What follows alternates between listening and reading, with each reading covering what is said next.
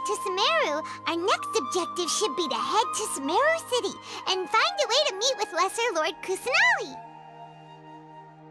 And speaking of Lesser Lord Kusanali, even though we haven't heard too much about her, she doesn't seem to be the same deity who abducted your brother. But even so, people call Sumeru the Nation of Wisdom, you know. If we can get a chance to meet the God of Wisdom, maybe she can give us some useful information. But, Paimon doesn't know the way to Sumeru City. Maybe we can climb up to that spot with the statue of the Seven on it. That'll give us a way better view of things. Even if we can't see exactly where the city is, at least we'll be able to check for some smaller settlements nearby.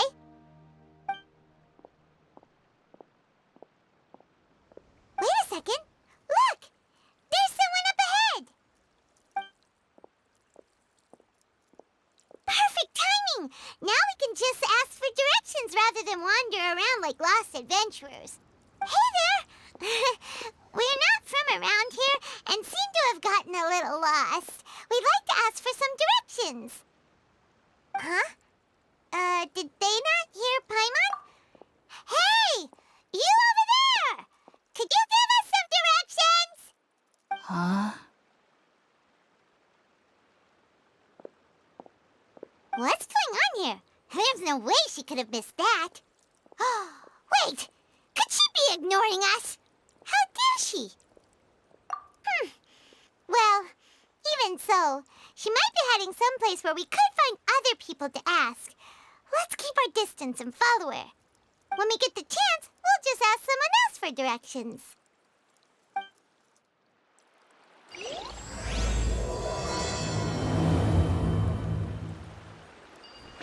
Come on, let's follow her.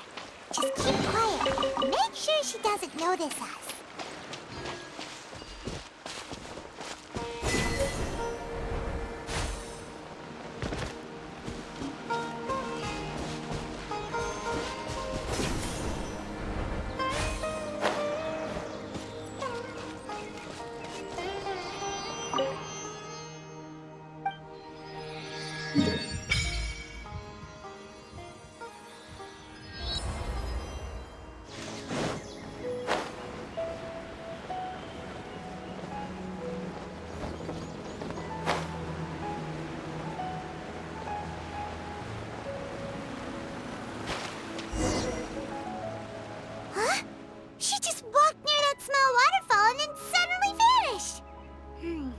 Let's go take a closer look.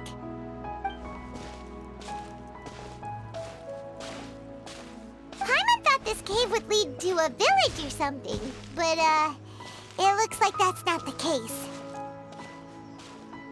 Look, she's sitting over there. Wait, she couldn't possibly be living here, could she? What should we do now? Do we try asking her for directions again? All right, then. It's not like we have anyone else we can ask. Even if she's not very friendly, we just need her to point us in the right direction. That's all. Oh. What a lovely smell. It's coming from that sensor over there. This is definitely not your typical place to call home, but at least it smells nice. Maybe living here wouldn't be too bad after all. Huh? What's those don't look too good. What? Is the smell making you feel sick? Strange. Paimon doesn't feel anything.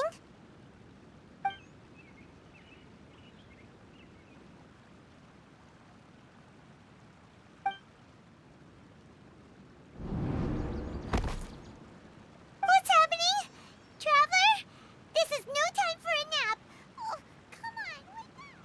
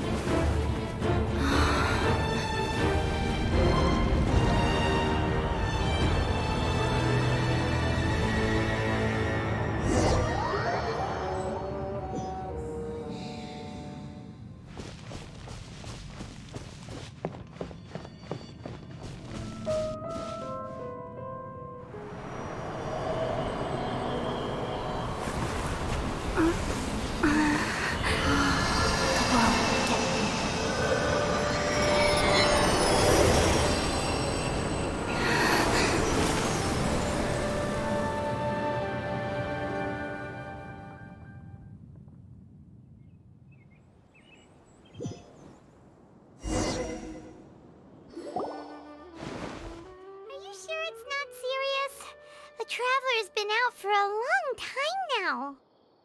Yes, you can relax. Believe me, Master is extremely knowledgeable. If he says that she's going to be alright, then there's absolutely nothing to worry about. Oh, are you awake now? Oh, thank goodness! Traveler, you're finally awake! Well, we're at... Good question. Where are we? Paimon was in such a panic when you passed out that she even forgot to ask what place this is. This is Gandharvaville. It was originally built by scholars from Sumeru as a place to rest in the rainforest. Now it's mainly used by the forest rangers as a base of operations. My name is Kale. I'm a trainee forest ranger. My master and I found you passed out during our patrol, so we brought you here. Oh, no things are necessary. I didn't do anything, really. By the way, how are you feeling now? Any discomfort? Oh, that's Master's herbal medicine you're tasting. He gave you some while you were unconscious. Before I forget, Master mentioned you should take more medicine once you wake up.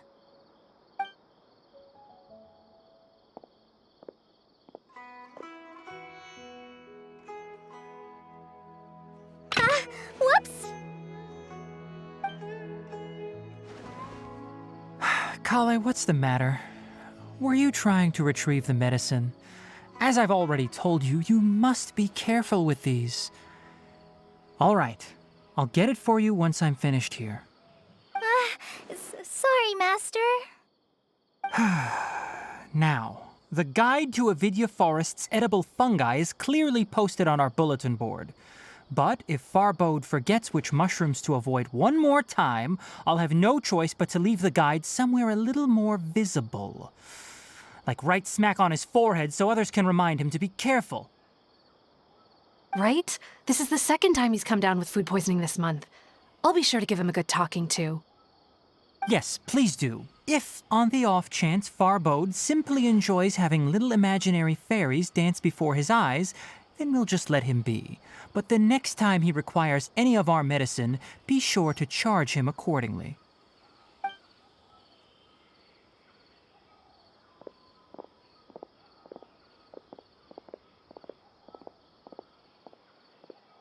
So, how are you doing? Feeling better? Oh, this is my master, Forest Watcher Tainari. He is chief officer over all the rangers here in Gandharvaville. I already informed Paimon about the reason you fell unconscious earlier. But now that you're awake, let me explain it for you as well. It is common practice for Sumeru scholars of certain darshans to dedicate themselves to training and meditation in isolated areas, particularly the nearby forests. While meditating, they use a certain incense known as spirit borneol to help calm their minds as they enter a state of deep rumination. In hopes of asking directions, you two followed a scholar named Hypatia into her cave. The incense you smelled inside was the spirit borneol I just mentioned. That incense typically has no effect on most people, but for a very select few, it can have profound effects on one's cognition, as you experienced firsthand. Does that make sense? Very good. Now, answer me this. Did you feel anything after passing out? Say, any out-of-body experiences? Or did you see anything while unconscious?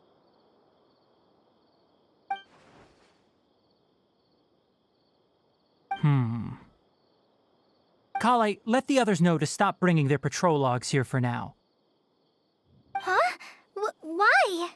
Because these two will be staying here for the next few days. They can have my room and I'll bunk with Amir. Now get a move on and be sure to do as I've said. Yes, Master Tainari.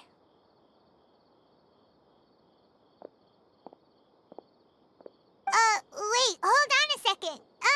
Can you tell us what's going on? Sure, let me fill you in. I originally planned to send you on your way once you finished your medicine.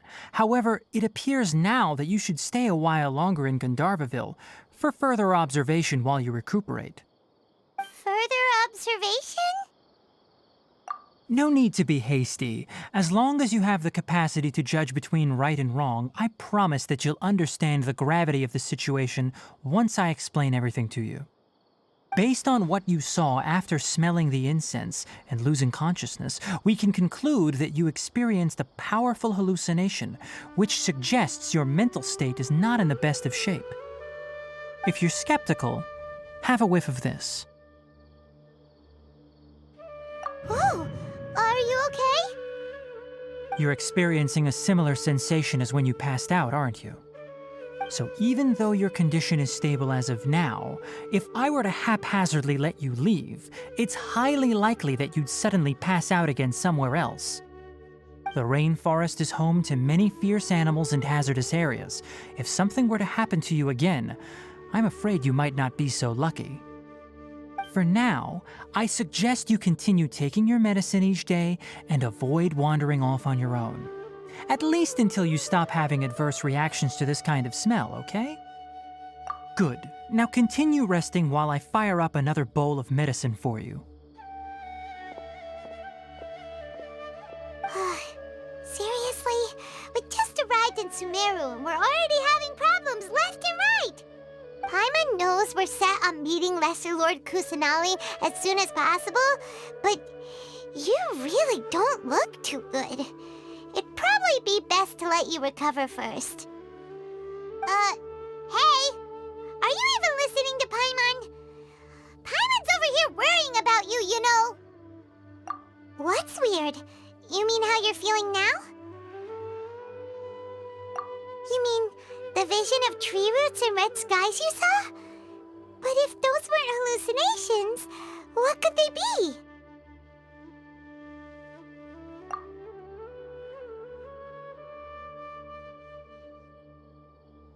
Well, considering how unique you are, Paimon trusts your judgment here.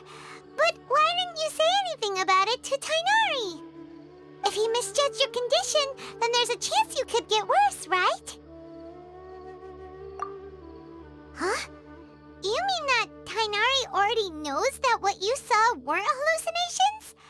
But if that's the case, why would he try to hide that from us? Oh, Paimon gets it now. That explains why you were so quiet earlier. Well, that settles it then. We'll stay here to rest up and figure out what's going on with your hallucinations. But it seems like asking Tainari might not be an option anymore. What do you think we should do? Good idea! Kali's pretty friendly. We can ask her tomorrow about what she knows regarding the Dendro Archon and customs in Sumeru.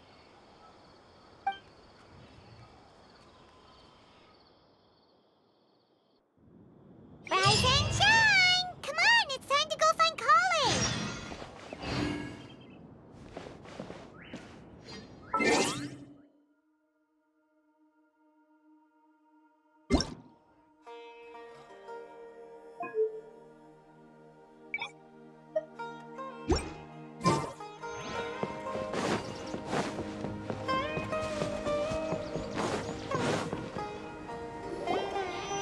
All right, next let's see your right hand.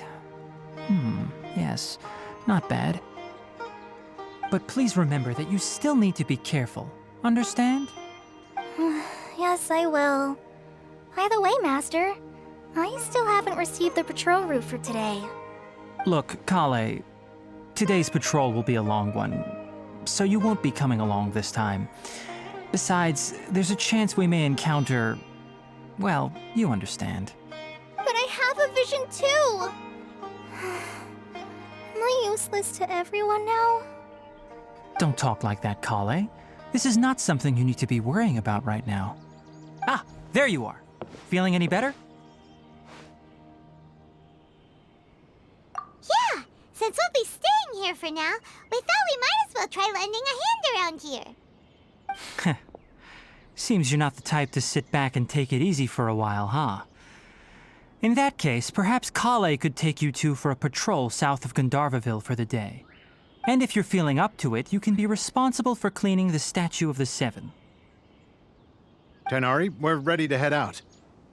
Roger, I'll be right there. All right, we'll be heading into the forest now. I'll leave any further details to Kale. Yes, you can count on me. So, Kale, what exactly are we going to be doing today? Tighnari mentioned cleaning the statue just now, but, that doesn't really sound like the job for a ranger. Well, a forest ranger's responsibilities can be pretty diverse.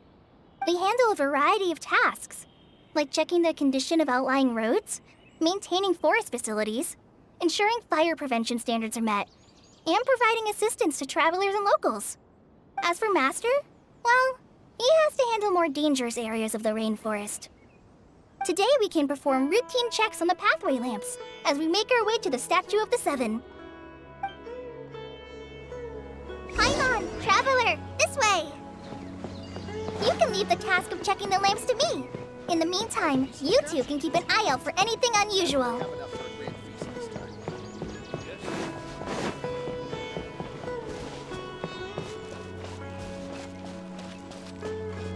Nothing wrong with these two lamps. Let's move to the next ones. Oh, this lamp seems to be getting a little wobbly. Let me make a note of it. No problems with this lamp. Good.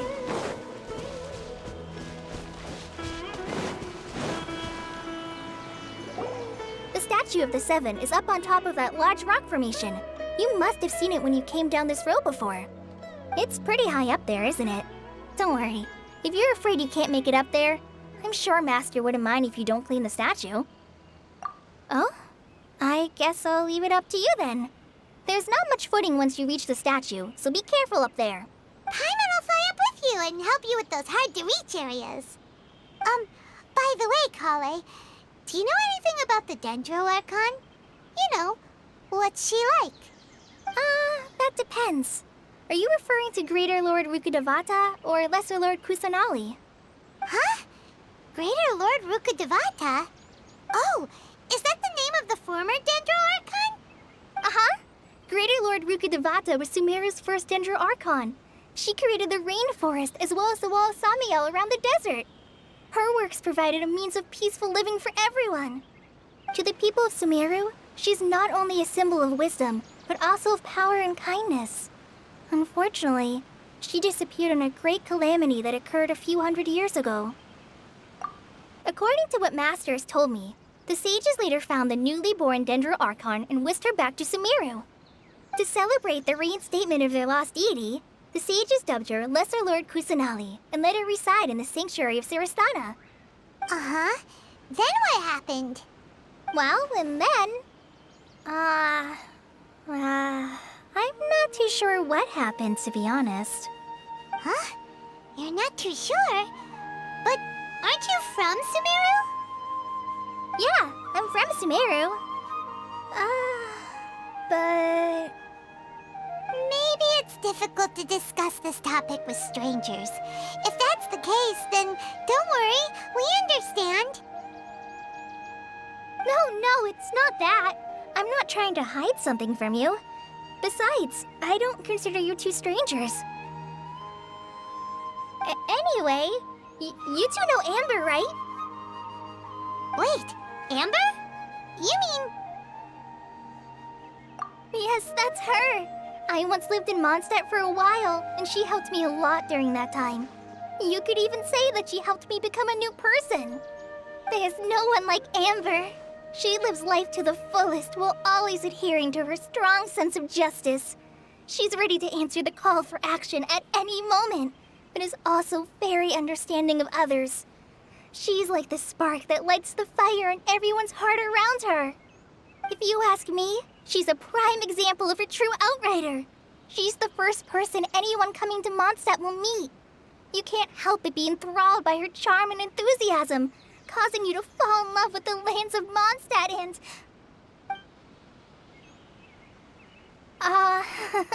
sorry. Paimon thought the work of Outriders was a little different from what you just described, but one thing's for sure, you really like Amber. Sorry. I was rambling on just now. It must have sounded kind of weird. It's alright, Kale. Knowing that you're a friend of Amber somehow makes Paimon suddenly feel a lot closer to you. So, how do you know that we've met Amber? Well, after I returned to Sumeru, Amber and I have stayed in touch by writing each other letters. In one letter, she mentioned that Mondstadt was attacked by a fearsome dragon, but the city was saved by a mysterious blonde traveler and their floating companion. I knew you two were the ones she mentioned in the letter the moment I saw you. But, considering everything you've been through that day, I thought it'd be inappropriate to bring it up. Ah, so that's how you knew. Yep, so please know that you two have my complete trust, really. I wish I could tell you more about the Archon, but I have been away from Sumeru for some time, and I haven't read any books. Sorry. That's alright. You've already helped us a lot. We had never even heard of Greater Lord Rukkhadevata or the Sanctuary of Surasthana until you mentioned them. Oh, I'm happy that was helpful. There is one thing I want to ask, though. Why do you two want to know about the Archon?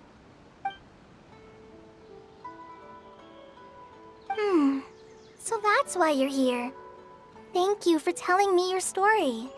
Don't mention it. We are friends after all, right? Alright, we have a statue to clean. You both have my thanks. While you two are up there cleaning, I'll go ahead and inspect the forest canopy. Let's meet back here shortly.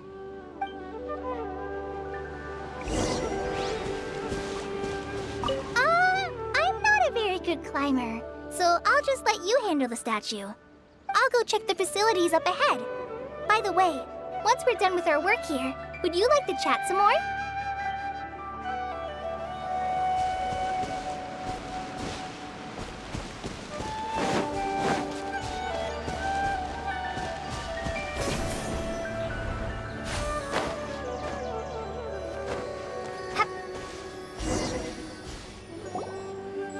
Huh. Now that Paimon looks at it, the deity that's carved on the statue is kinda small. Do you think she's supposed to be Greater Lord Rukkhadevata or Lesser Lord Kusanali? The name does seem to fit the statue somehow. Well, anyway, we'll have to figure that out later. Let's get started on cleaning the statue. Paimon will fly up and take care of the top, and you clean everything below.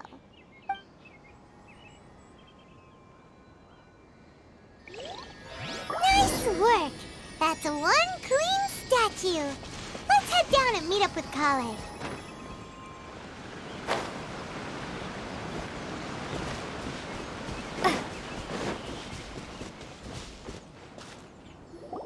Kale, we're back! Welcome back! You must be tired after all that climbing. Let's take a little break. I brought some fruit and water for us. Yay! Food! What kind of goodies did you bring? Hey, don't be a party pooper. It's not like Kale is a stranger or anything. Besides, the best way to compliment a chef is to show passion for their food. Xiangling taught Paimon that. I prepared a nice portable dish that forest rangers like to eat called pita pockets. I hope you'll like them. Whoops! Ah, no! You dropped it on the ground! Not to worry. I wrapped a few layers of oiled paper around each pita. They should be fine. Oh, whew. Paimon nearly had a heart attack there. Those pitas are amazing! You're quite the cook, Kale. Thank goodness you wrapped them in paper. Paimon wouldn't have been able to sleep at night knowing something so tasty had been wasted. You really know how to compliment the chef, Paimon. Since you liked it so much, I'll be sure to give you a copy of the recipe sometime. I'll even include all my personal cooking pointers, so you'll be making your own pita pockets in no time. Yay! Thanks, Kale! It's hard to believe someone as diligent as you could have clumsy moments too. Oh, I guess it happens from time to time. So, Kale, don't you think that Tainari's a little too strict with you? He won't let you touch anything without his permission. Paimon knocks stuff over all the time flying around the Traveler, but she's never said anything. Everyone has their clumsy moments. No, you've got the wrong idea about Master. Sure, he may seem a bit harsh at first, but with some time, you'll see that he's actually very kind-hearted. I've heard the veteran rangers say that Master is from some ancient and mysterious race that is known for their cunning wit and reclusive nature. Oh, by the way, you've heard of the Academia, right? Well, there's a group called,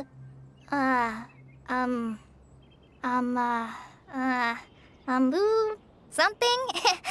Well, anyway, because Master does a lot of research on plants, sages from the Academia have written him many times, inviting him to take up an official position there. But Master declines their offers every time, saying, Sumeru City is too noisy. It'd be bad for my ears. I know, right? I've always wanted to pet them too.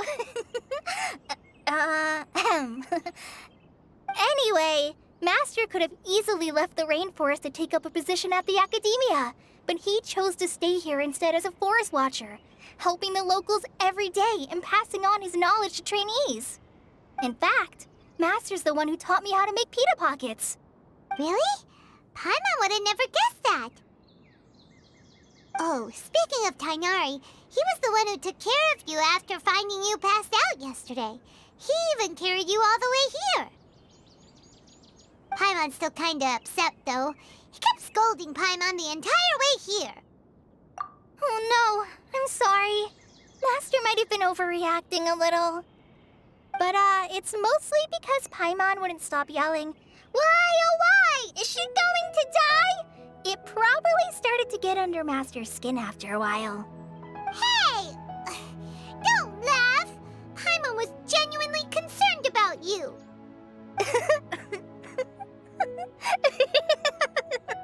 Hey! Now even Kale's starting to laugh. Ugh, that's it! Paimon won't forget this! It's time for some Paimonial wrath! No! Don't touch me!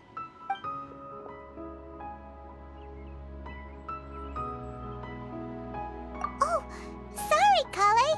Paimon didn't mean to scare you. No, I just...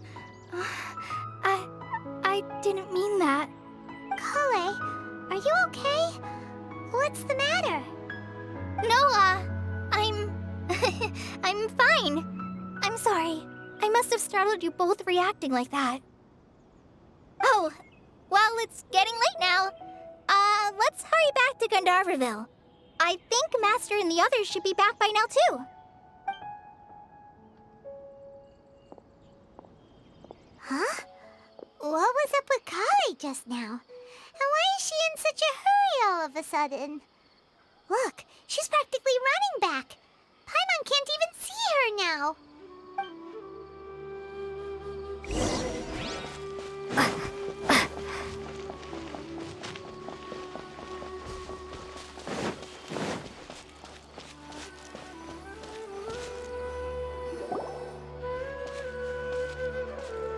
Ah, Traveler, you've returned. Yep, we're back. Have you seen Kale by any chance? Oh, Kale? Yes, I saw her go into her room just a moment ago. Oh, okay. Guess we'll just have to wait and talk to her tomorrow then.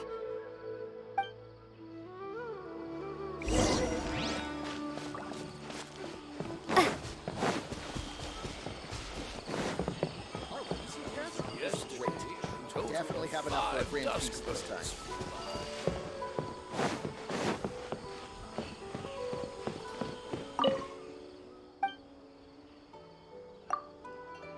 the best place to live.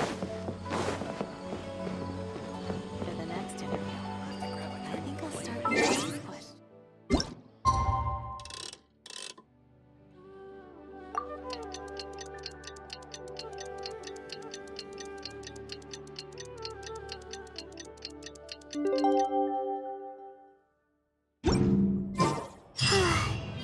Paimon was thinking all night about what happened with Kale, and still can't figure out what the problem might be. Maybe she's in a better mood now. Let's go check on her.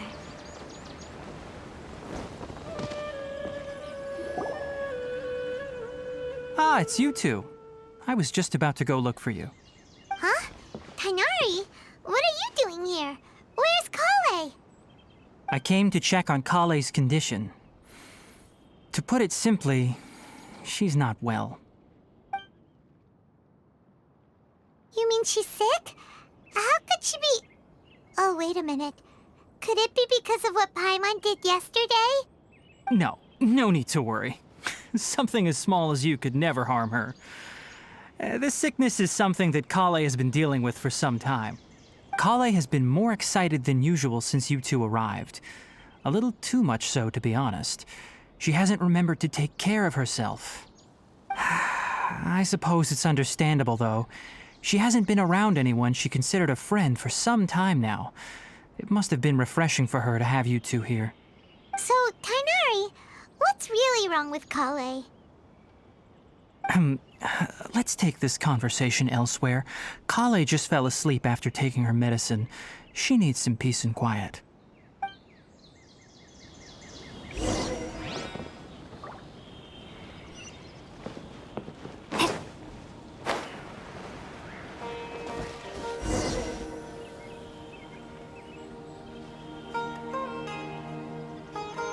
All right, let's continue our conversation here, shall we? To be honest, I hadn't realized that you're that honorary knight from Mondstadt until Kale told me just now. I've also heard all about your deeds in Liyue and Inazuma.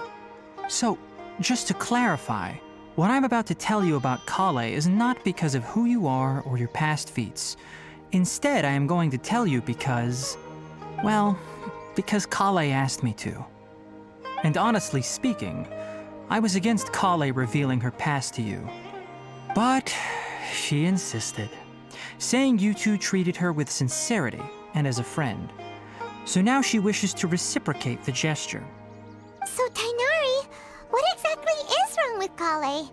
You said this is something she's been dealing with for some time. Just how serious is it? Right. Ever since she was a child, she's been afflicted with a disease called Elazar. Elazar? Yes, it's a disease unique to the lands of Sumeru. It is characterized by dark and hardened scales that form on the body. At first, the afflicted may only feel mild numbness on the affected area of the skin, However, as the disease progresses, one may begin feeling fatigued and even experience peripheral paresthesia. In its final stages, the disease strips a person of the ability to control their own body, and they effectively become completely immobile. That sounds terrifying. Wait, hold on. So when Kale seemed to be acting a little clumsy earlier, it was because... Correct. That would be the effects of Elazar, which is precisely why I do not want her carrying or holding anything, lest she ends up hurting herself. With appropriate treatment, the disease can be effectively controlled before it progresses to a more serious stage. However, there is unfortunately still no true cure for Elazar. Nevertheless, Kale's mother still hoped that there was something out there. She handed Kale over to an organization known as the Fatui after one of their members lied and said they had a cure. What? The Fatui? Ah, it appears you are already familiar with them. That'll save me some explanation. Anyway, the person who eventually rescued Kale and brought her to me for care said that she had been given to a harbinger known as the Doctor. I have no idea how this doctor managed to do it, but her case of Elazar was completely stable for all the years that Kale was with them. However, Kale's days with the Fatui were anything but pleasant. Kale is a resilient individual and always tries to appear cheerful, but her experience with the Fatui has left deep scars.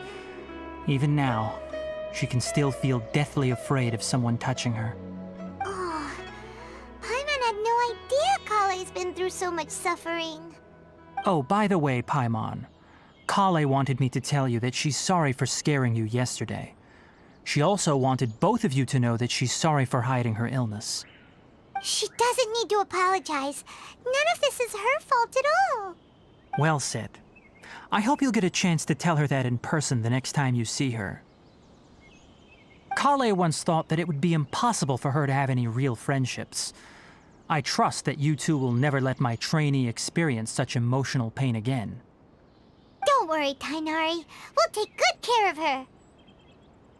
Well, it's not too serious at this point. She overexerted herself the last couple of days, which is what led to her breakdown this time. As long as she has taken her medicine and gets plenty of rest, she should get better. Though, I must admit that Kale's condition was much more stable when she first arrived here in Gandharvaville. She was interested in the work of the forest rangers the moment she saw us. I could see that she was serious about learning, so I felt compelled to ask her to join us. Her stamina has gotten much worse recently. Though a moderate amount of physical exercise is always necessary, I'm afraid the long-distance patrols are a little too much for her now.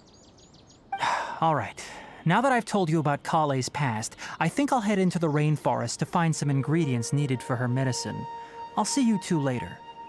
Yeah, we'd like to do something to help Kale too. All right, but I must warn you two. The rainforest is a dangerous place, especially for someone who's still recovering like the Traveler. You must follow closely and listen to every instruction.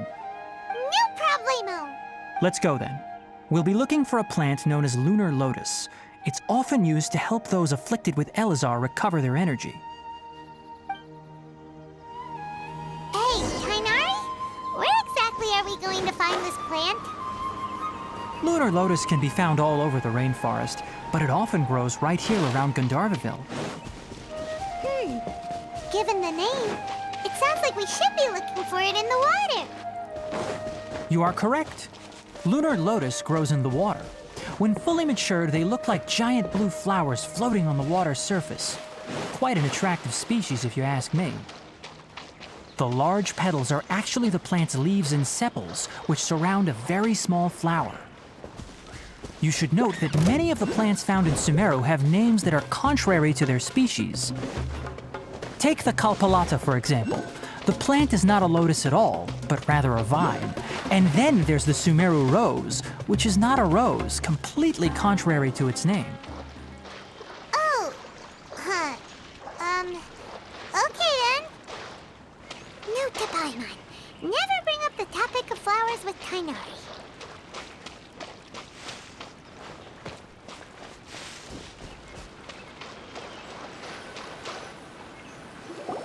There should be lunar lotuses growing somewhere in this area. Let's split up and begin searching. If you could manage to gather 4 of them, that would be sufficient. We'll rendezvous here once you've gathered the needed amount.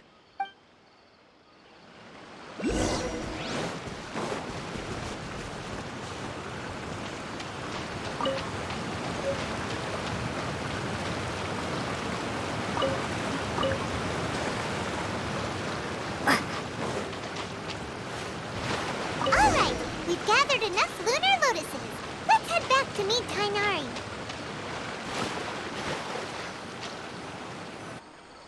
Hey, Tainari! We found the lotuses you requested. Let me take a look. Good, very good. These are all excellent quality. I'm quite glad you two came along. Your exploration experience helped save me a lot of time here. It seems we even have enough time to stock up on some other things I need. Hey, Tainari! Oh, Tainari! Someone's calling your name. They're dressed like a forest ranger. Ah yes, that's Amir and the others. But didn't they just set off not too long ago? What are they doing back so early? Let's go find out what's going on.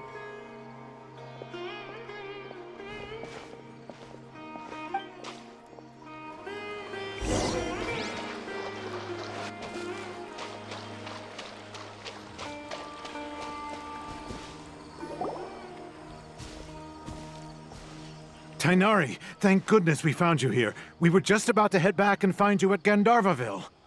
What's going on? We just discovered a withering zone. The Withering is back?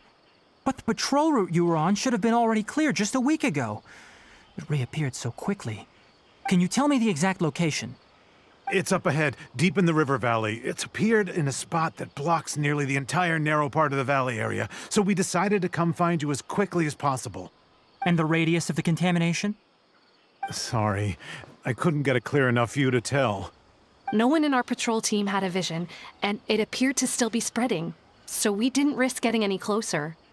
Okay, I understand. You made the right decision. I'll go deal with it right away. In the meantime, please guide these two back to Gandharvaville. Wait, Tainari! Why don't you let us help you? You two have only just arrived in Sumeru. You're still unfamiliar with many things in these lands. There's a unique type of anomaly that occurs in the Sumeru rainforest. It's called the Withering. The affected areas not only cause nearby vegetation to wither, but it's also lethal to wildlife and even people. If you don't carry a vision, then you should think twice before approaching such places. Yes, Amir is absolutely right. I wasn't kidding when I said the rainforest is a dangerous place. As Amir said, only someone with a vision, that is, the power to manipulate elements, will be able to resist the Withering's corrosive effects for a time. That's right. If any of the forest rangers without a vision come across a withering zone, we first make a record of the location and then have a ranger with the proper abilities deal with it, like Tainari here. Only someone with a vision can venture within a withering zone and find a way to deal with it. But you don't seem to carry a vision. Don't worry, she may not have a vision, but she's a real pro at using the power of the elements. It seems the rumors about you are true. In that case, all right, you two may accompany me. We typically only teach visitors how to identify the Withering as they're about to leave Gandharvaville. We'll make an exception today and show you what it looks like up close.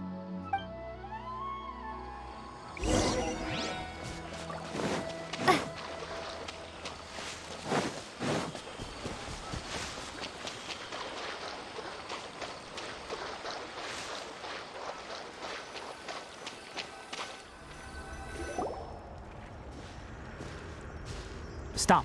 Don't move any further. Look there in the distance. Huh? Where? Oh, look! Those plants have withered! That whole area is kinda gloomy. Even the air looks like it's filled with ash. Oh, Paimon doesn't like the look of this. That is the Withering. All right, traveler. We're going to have to enter that Withering zone. Once inside, we'll need to look for what we call tumors of the Withering. If we eliminate those, then the area will be saved. Thank you, but I must warn you. Don't push yourself. This is your first time handling this sort of thing, after all. Even with elemental powers, once you step inside the Withering Zone, you may experience extreme discomfort. If at any point it becomes too much, return outside the zone and take a breather. It could become a matter of life and death. You ready then? Let's go.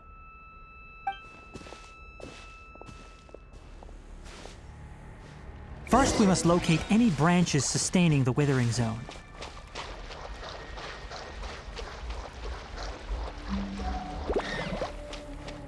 Propagate!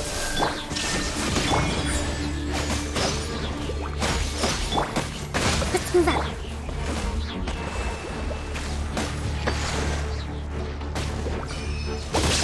Yeah! Scatter!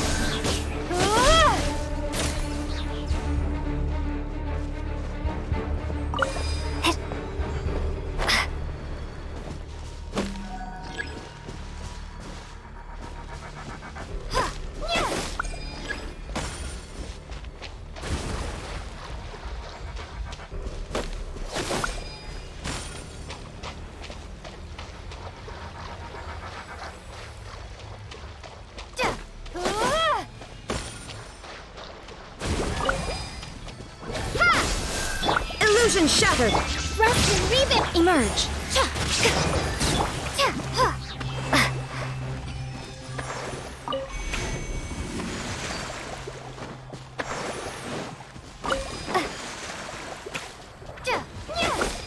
Great work. Now that all the branches have been cleared, we'll need to take care of the tumor. Right here. Emerge! Now, destroy the tumors of the Withering!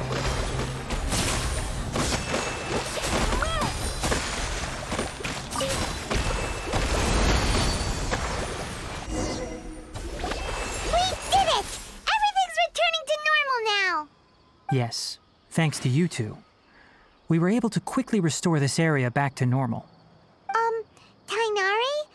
You make it sound like we did well, but why does Paimon have the feeling you're worried about something? It's that obvious, huh? Alright, it's like this. Recently, the rate at which the Withering Zone appears has been increasing. Even though we were able to quickly clear that Withering Zone, it won't be long before another one appears. If that simply meant more work for me, then that wouldn't be an issue. But it's far more severe than that. The Withering is leaving lasting effects on the rainforest itself. For instance, even though we cleared out the Withering Zone, many of the plants that were affected will not recover. This presents a crisis for the ecosystem itself. Many plants in the rainforest are already in decline, directly impacting the wildlife that depends on those plants. And most disturbingly, as the appearances of Withering Zones have started to increase, Kale's case of Elazar has also become more serious. Huh? But why's that? I'm still not sure of the exact reason. However, I've received word from acquaintances at the academia that similar cases are being reported for patients with other conditions. No, none that we know of. The Withering has been recorded in Sumeru for millennia. It's said that it originates from the depths of the world. By the way, have you heard of Irminsul before? Irminsul is a tree located deep beneath the surface. Although it isn't like any tree we know in a biological sense. You can basically think of it as a large tree that grows downwards rather than upwards. I'm sure you've heard of ley lines, right? They're like the roots of Irminsul, spreading and extending from a massive cavern deep underground all the way up to the surface. Ley lines continually absorb the memories of this world, which are then funneled into Irminsul, allowing it to collect knowledge and wisdom from ancient times to present day. The Dendro Archon is known as the God of Wisdom because her consciousness is directly connected to it. It is also said that the Dendro Archon's power is a manifestation of Irminsul. And as for the Withering, its emergence is related to a disease that's affecting it. That's right. My ancestors learned of this from Greater Lord Rukkhadevata's familiars a long time ago. But even those mysterious creatures did not know of a cure for Irminsul. I'm afraid we Rangers will be battling the Withering Zones here for a long time until a cure is found. All right, that's enough on this topic for the time being. Now that we've taken care of things here, it's time for us to head back to Gandharvaville.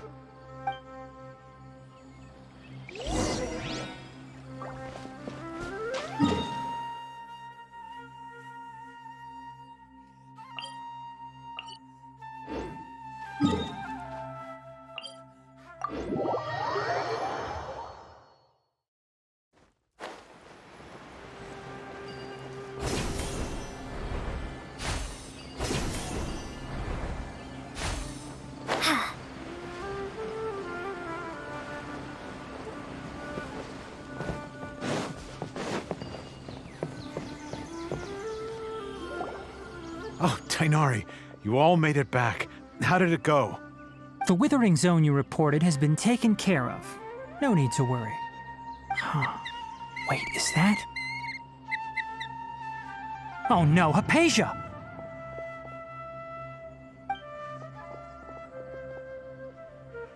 Huh? What's wrong, Tainari? This Duskbird is Hypatia's designated courier for urgent news. You do remember her, don't you? She's the scholar you and Paimon were following when you first arrived in Sumeru.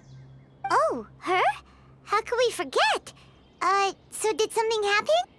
Let me see what's written in the letter first. Oh. So what's it say? And what's with that weird expression on your face? Just let Paimon read it. Huh? All Paimon sees are 3 squiggly lines. Yes, allow me to explain. After we brought you from Hypatia's cave to Gandharvaville, Hypatia resumed her meditation. She must have just finished. It's been nearly 3 days since she's had anything to eat, and it appears she's forgotten to prepare some rations. This letter is her asking us for help. We need to go. What? You mean she's been sitting there for 3 days? Hey, wait, how did you know all that from just a few lines on the paper? Well, obviously because this has happened before. Last time she drew 5 lines, and by the time we found her...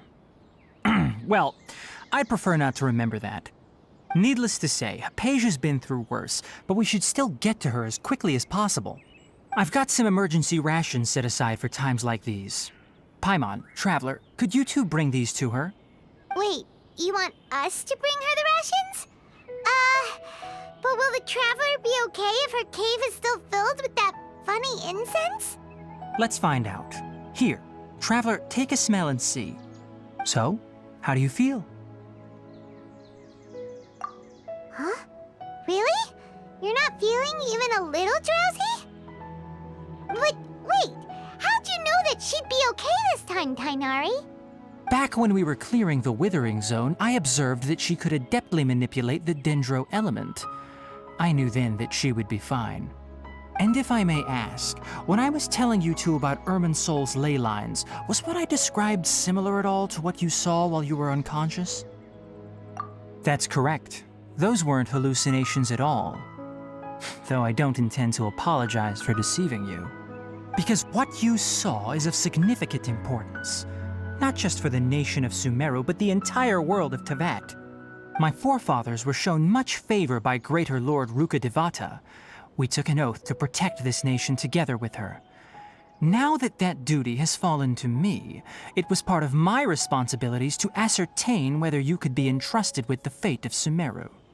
Now, after seeing you in action with my own eyes, you have earned my confidence, and I no longer feel the need to hide any secrets from you. When you passed out, your consciousness had connected directly with Irminsul. What you witnessed were actually real memories contained within Irminsul itself. I could try to tell you more, but it would be better if you went to ask Hypatia instead.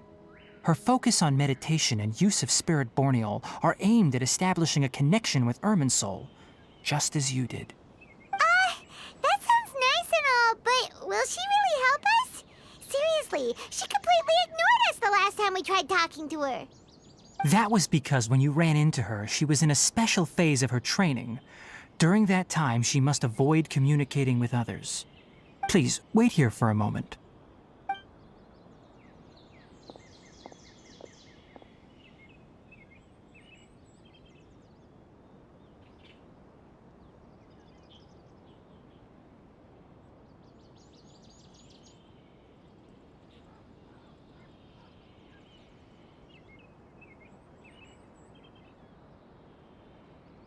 Here, take these. It's a meal I packed for Hypatia, as well as some other ingredients. I'm sure it'll come in handy.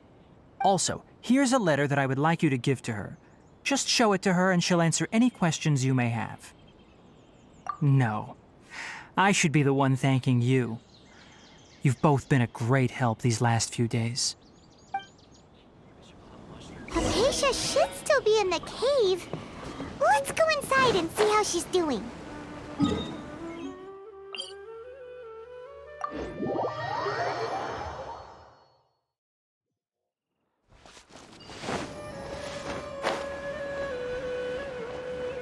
Hypatia should still be in the cave. Let's go inside and see how she's doing.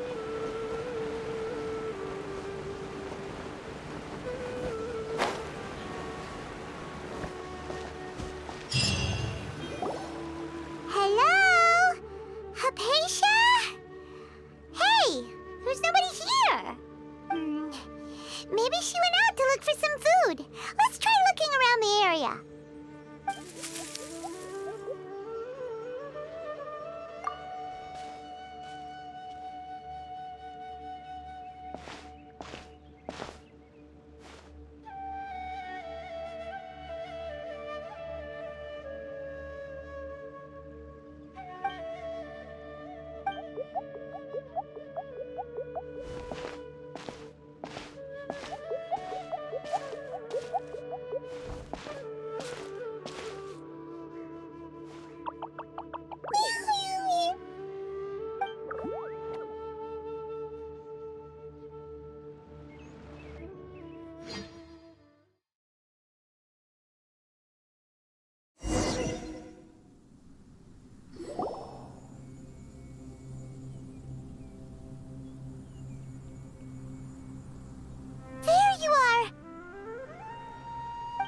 Hypatia, are you alright?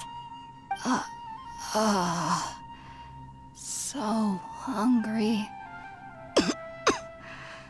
Need water.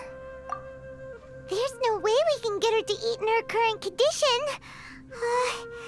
Let's try finding some water first. Huh? Wait, why does it look super foggy outside all of a sudden?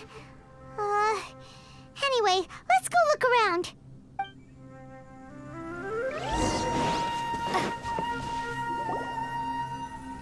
Huh?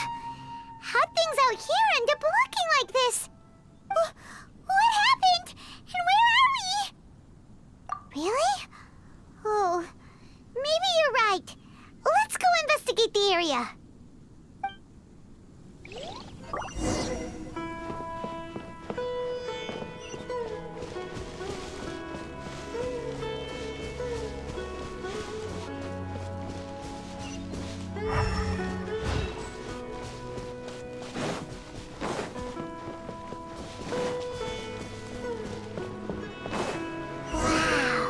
This place is huge!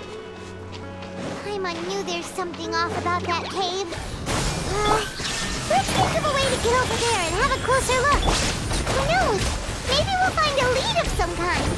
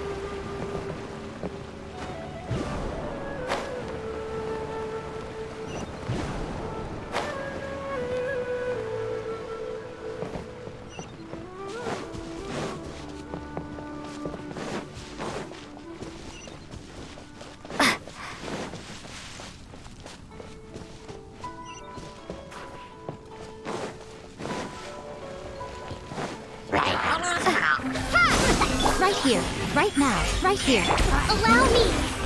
I'm always watching. Right now, right here. Shine down! Right now.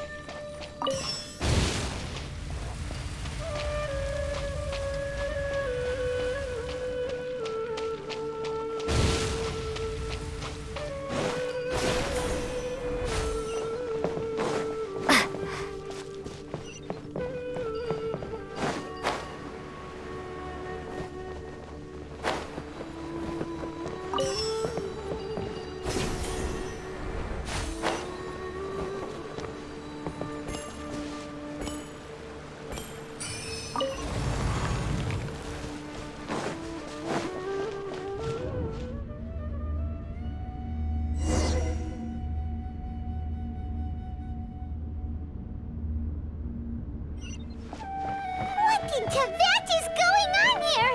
This place is getting weirder by the minute! Hey! What's the matter? You don't look so good!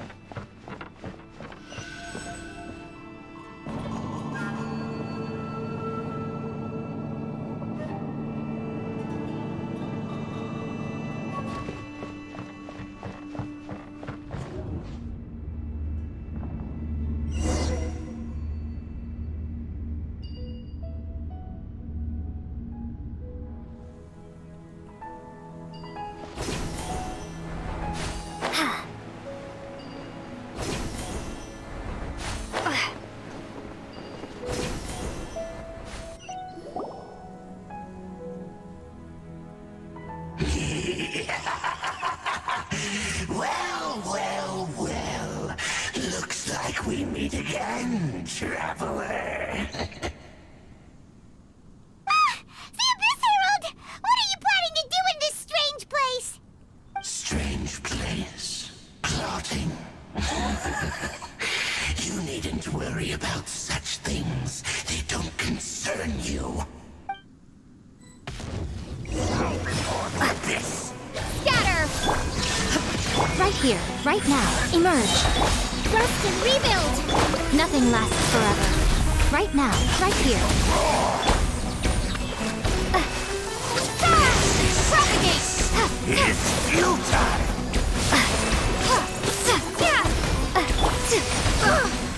Right now. There is no escape! Inazuma shines eternal! Huh?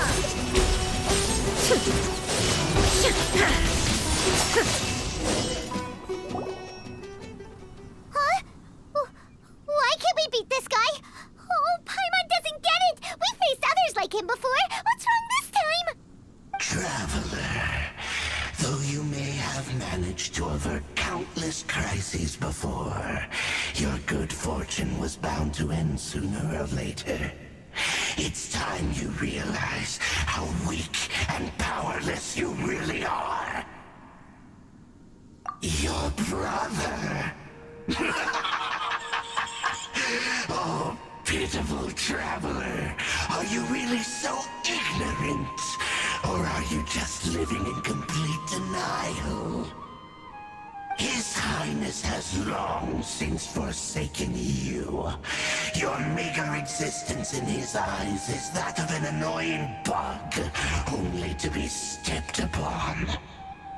The bonds of love and family which drive you to find your sibling are utterly gone. Your journey is meaningless. But don't you fret now. Today will be your last. Now die!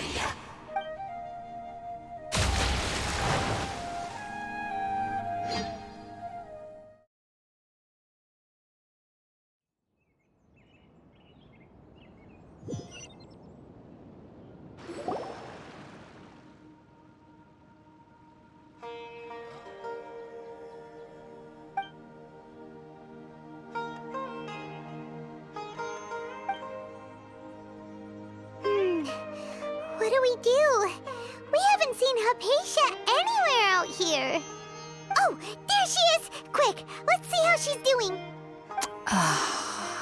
So sweet. Well, the good news is that she's still conscious. Hey, why'd you drop her food on the floor like that? Are you okay? That's really not like you. Anyways, we can talk about this later. We better make sure she's all right first.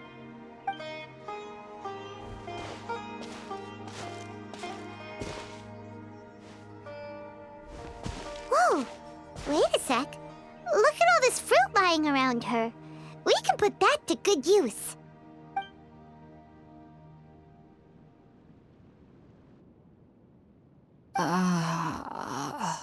Who is there? Tainari, is that you? Huh?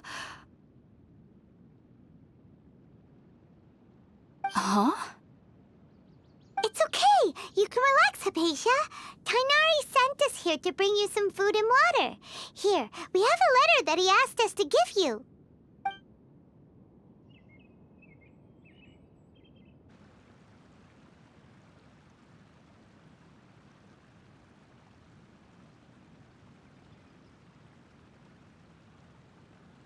I see. So, you're friends of Tainari. I apologize for all the trouble I've caused you. I'm grateful that you came so quickly to save me. You even brought all this fruit. Well, actually, we didn't bring the fruit. It was already here when we arrived. We were kind of wondering about that, actually. When we found you here, there was all this fruit lying around and even some juice dripping from your lips. How did you end up like this anyway? Oh, really? I seem to understand now. All the fruit was likely from my, neighbor. Must have come by and saw me like this. Your neighbor? You mean there's someone else living nearby? Oh? So you're able to see them too?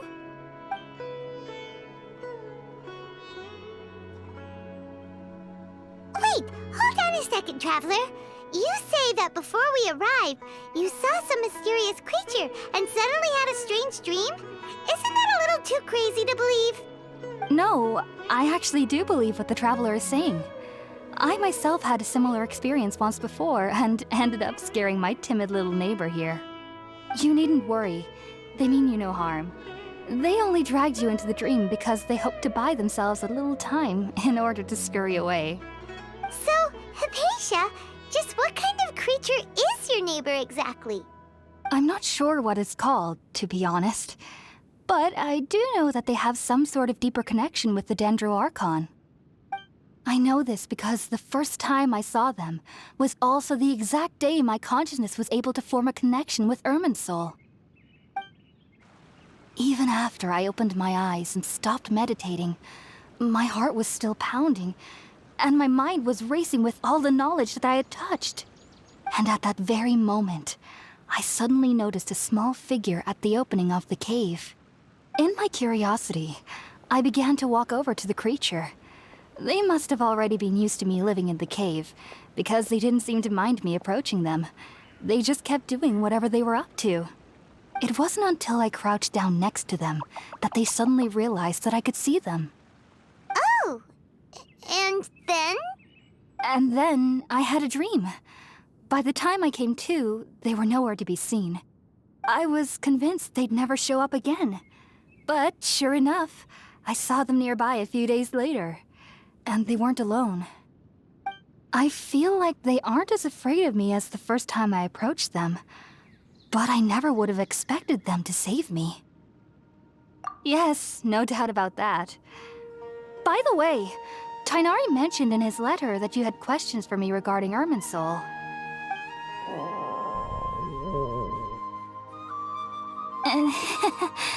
Sorry about that. Sounds like just drinking juice still isn't quite enough for my stomach. Well, if somebody hadn't dropped the food earlier...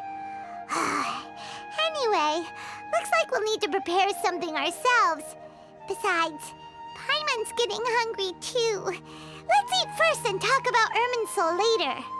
All right, we're up, Traveler.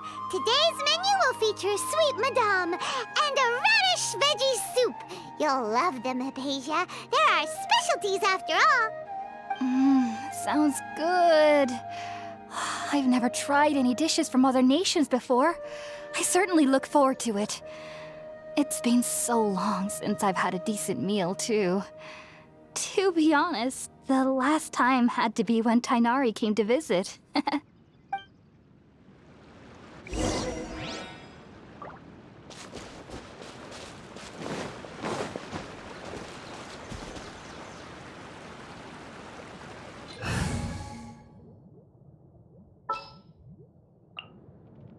Are you going to hold a festival?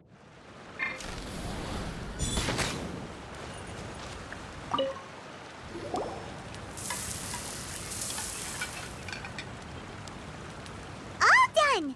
Let's use the empty box that Tighnari gave us since we already washed it. Oh, it smells amazing! And the box is a nice touch, too! Let's go serve this up and start eating with Hypatia!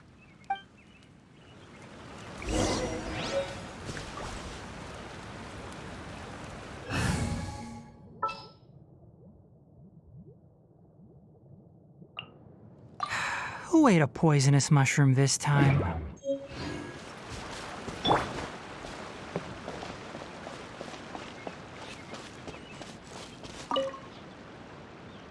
Are you already finished cooking? Smells delectable. I'm truly thankful whenever I can enjoy a proper meal like this. Cooking really isn't my forte.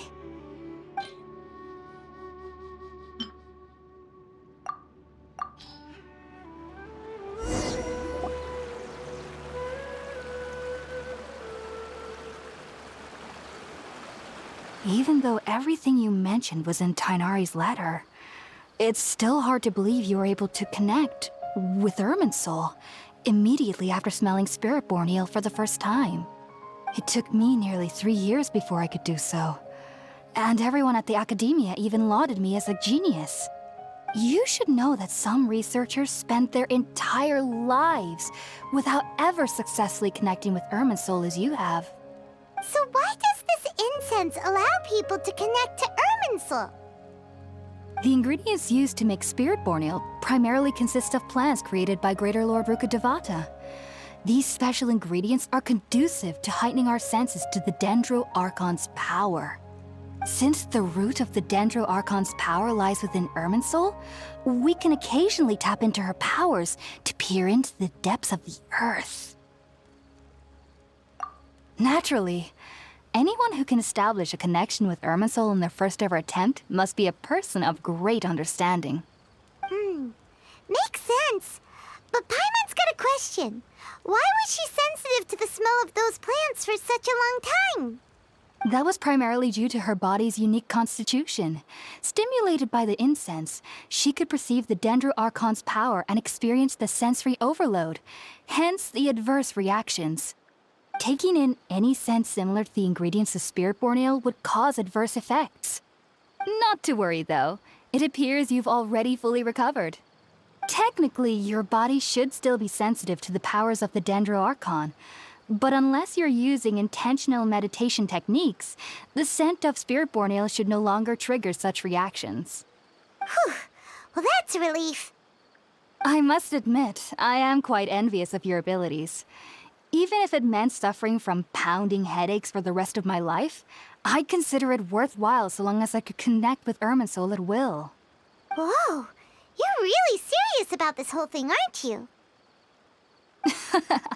I am a researcher after all. As a member of the Ritaoist Archon at the Academia, my main area of research is the stars and their connection to the fate of living beings. But there is still so much we don't know, especially regarding the mysteries that lie in the starry skies. Which is why I must turn to the all-knowing Irminsul for answers. If only my perception wasn't so limited. Unfortunately, I cannot guarantee that my every attempt to attune with Irminsul will be successful, or that doing so will leave my consciousness intact. I am currently in the stage of training known as Satyavada life. Many researchers in Sumeru have lost their minds while seeking to attune with Irminsul during this stage. Sages have said that Irminsul contains divine knowledge, and touching such knowledge without the proper preparations and abilities will only lead to one's mind caving in on itself. That's why we meditate alone. We need to ensure that our minds will be calm while minimizing the possibility of involving anyone else. Whoa, so knowledge from Irminsul can be super dangerous. Aren't you afraid of the risks, Hypatia? Of course I do. Especially during nights that are pitch black with no moonlight, and dead silent without even the sound of insects. However, I've been feeling better as of late. I don't get as scared anymore knowing that I have a little neighbor living nearby.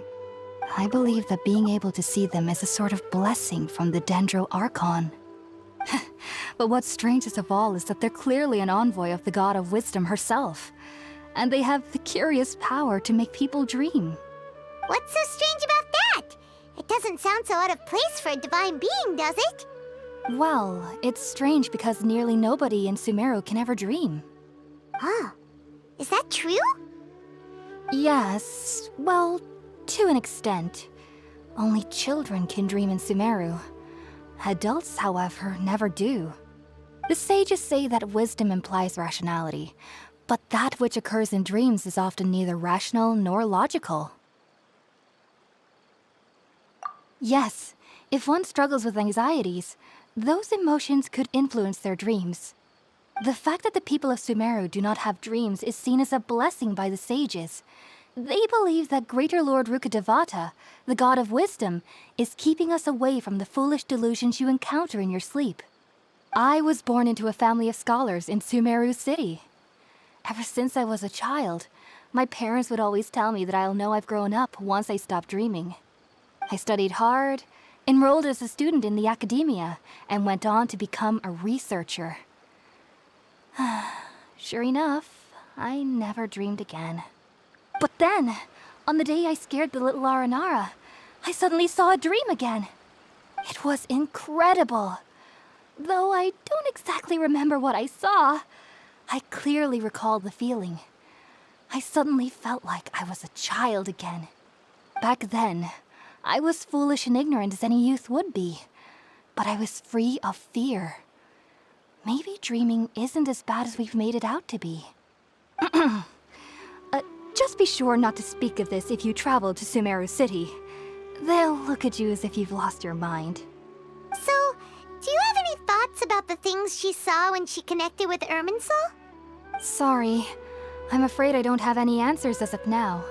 All I can say is that what you saw is a memory contained within Irminsul itself. World forget me. What could that possibly mean? If only I could ascend past Satyavada life and begin Paripurna life. I might have some more answers for you. If you two are ever in the area again, please be sure to come and see me. There's no need to be thanking me. You two are my saviors. Besides, I'm already looking forward to tasting some more of your cooking.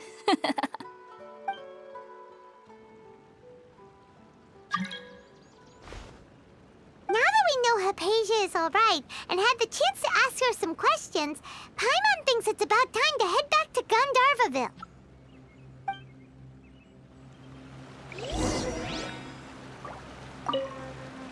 Heading out, I see? If there's anything else you'd ever like to ask about, you know where to find me. I've heard local children here in the rainforest speaking of fairy-like creatures. But I'm from Sumeru City, and have never heard of such things when I was a child. Perhaps this is because I had a very strict upbringing. My parents would seldom allow me to play with other children. I doubt they'd ever believe me if I told them about my little neighbor out here. And speaking of my little neighbor, I think they can somehow sense when Tighnari is coming to visit me.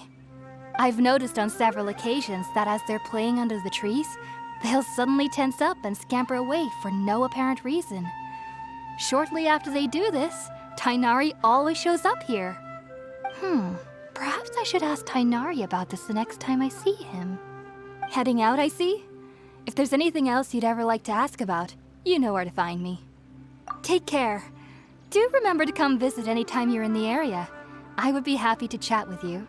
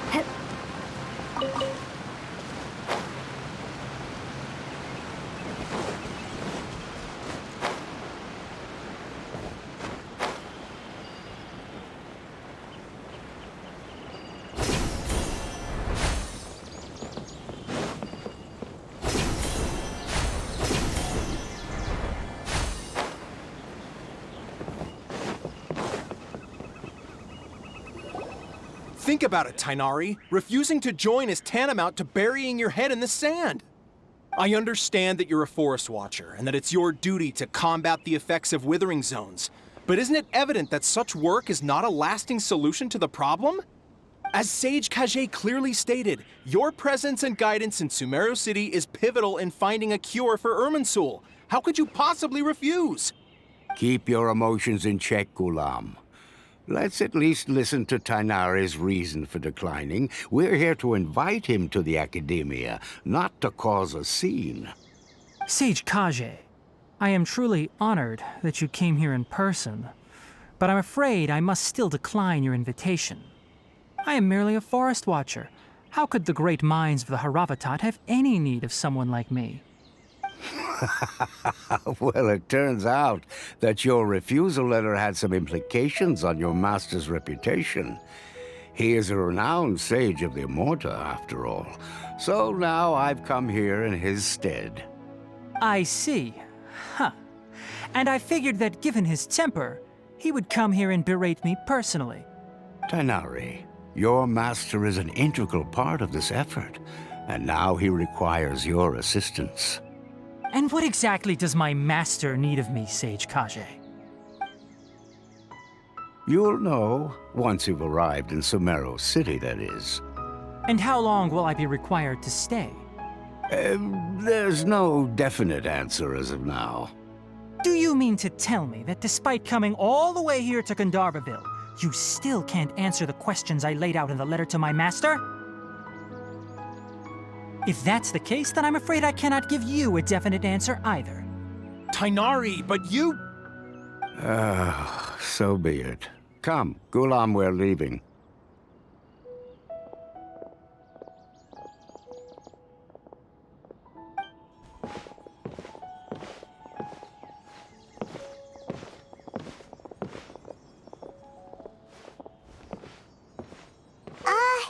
Tighnari, what was that all about? It's nothing. Some people from the Academia wanted me to go to Sumeru City to assist them with a project, but I had to refuse on account of all my responsibilities here. But all that can wait. How did things go with Hypatia? It was quite the eventful trip, but the main thing is that she's safe and sound. She answered a bunch of questions for us, too. Very good. Now that the traveler has made a full recovery, there shouldn't be any reason for you to tarry here longer. I assume you will be heading to Sumeru City, correct? That's right. We want to meet Lesser Lord Kusanali and ask her for advice. Do you have any idea on how we can find her? Sorry, I'm afraid I don't have any advice for you there. Well, do you at least know anyone we can try asking in Sumeru City? Let me think. My trips to Sumeru City have been fairly short, and most of my acquaintances are researchers. How about this? I'll write you a letter of introduction that you can give to a researcher I know. He's from the Amorta Darshan and is adept at gathering information. Asking him might prove worthwhile. Also, when you enter Sumeru City, you'll probably end up receiving something like this item here. I'm not sure if it will ever come in handy for you, but maybe you can give it a try. Oh? What is it? It's called an Akasha Terminal. It's a tool produced by the Academia that utilizes the legacy of Greater Lord Rukadevata. Some say that this very item is the basis of Sumeru's reputation as the City of Wisdom. Needless to say, this device and its usage fall under the Academia's expertise, so I'll leave it to them to show you how to use it. Great! Next up, Sumeru City! But wait, before that... That's right! Tainari, we have something important to say to Kale before we leave. Is she doing better now? Yes, she's doing much better. After being confined to her bed all this time, I thought a little walk would do her some good. Last I saw her, she was taking the path towards the North Crossing. She knew you two would be leaving soon, so she must have wanted to see you off. Thanks, Tainari. All right, let's go! Farewell, and good luck to you both.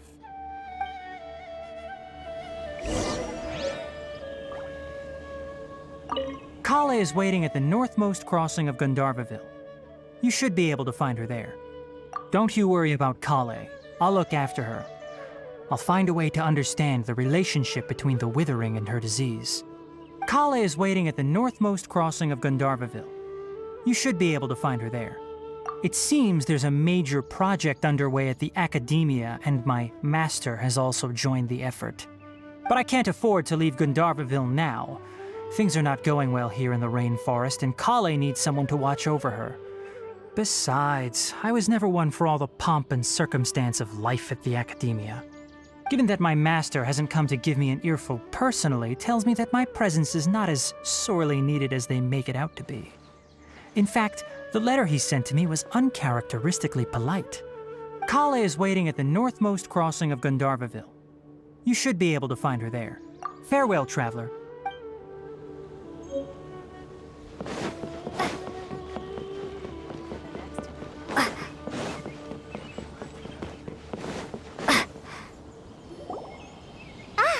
I've been waiting for you two.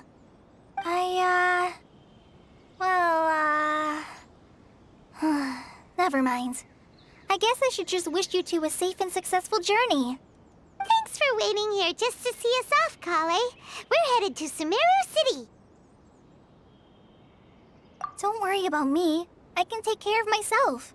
My condition won't be getting in the way of my duties. I want to be a forest ranger after all. It's up to me and the others to protect the rainforest here. And, I'm sorry. I should have told you both about my condition when we first met. I just wanted you two to treat me as a normal friend, not some girl that needs your sympathy. But I guess now I understand that the most important thing is for friends to be genuine with one another. There's no need to apologize, Kale. We should be thanking you for trusting us enough to be your friends and sharing your past with us. We're probably still gonna worry about your condition, but that's because we're friends and we care about you. Thank you. That means a lot. Before you leave, I have something for you. Oh? What is it? It's my recipe for pita pockets. I told you that I'd give you a copy, remember?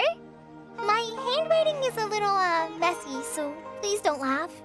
Yay! Thanks, Kale. Now we can eat those scrumptious little pitas whenever and wherever we like.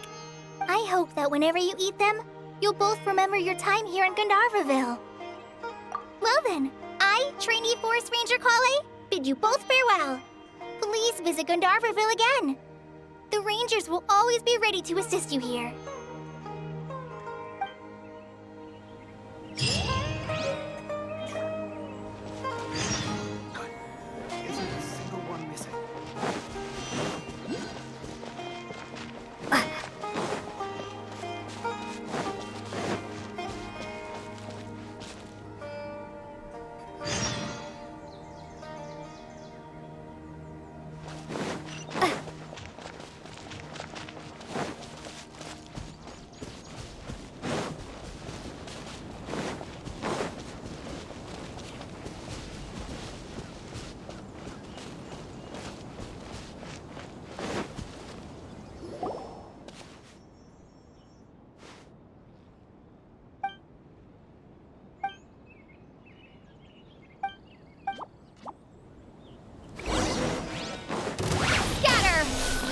Enshroud! Emerge. Right here. Emerge. Hold the line. Sir!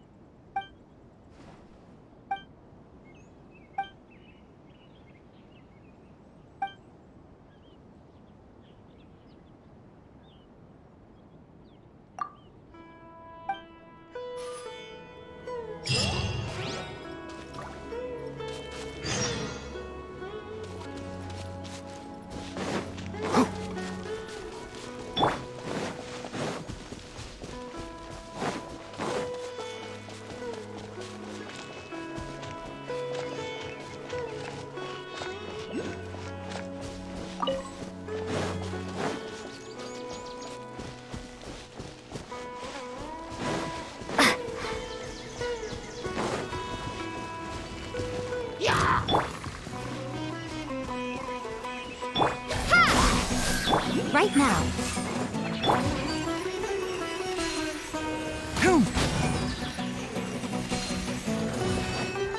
One with the forest!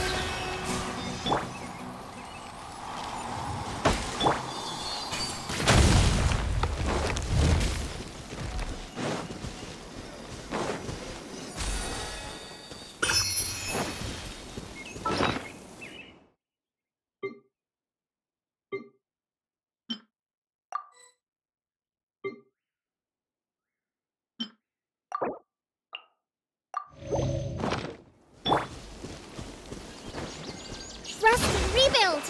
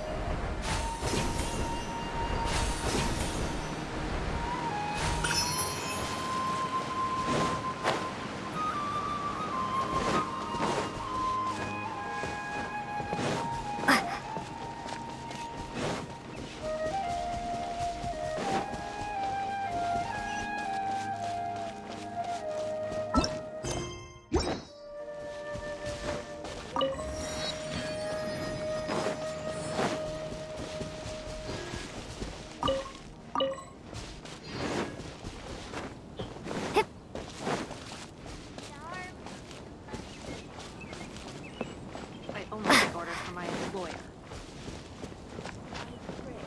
Keep some Sumeru roses.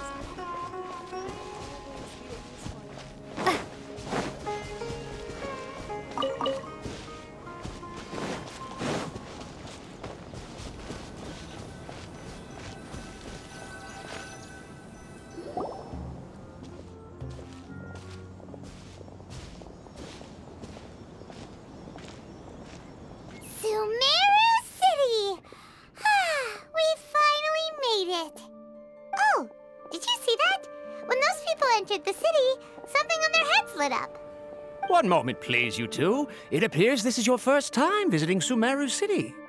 Oh, yeah, that's right. But how did you know that? Because there's currently no information on either of you in the Akasha. But no need to worry, that won't prevent you from entering the city. In fact, the Academia conveniently provides each traveler to Sumeru City with a device. Perhaps you two have heard of the Akasha before. It's our beloved Greater Lord Rukkhadevata's lasting legacy, a treasure trove of collected knowledge. After centuries of tireless research on the Akasha, the Academia created one of its most ingenious inventions, the Akasha Terminal.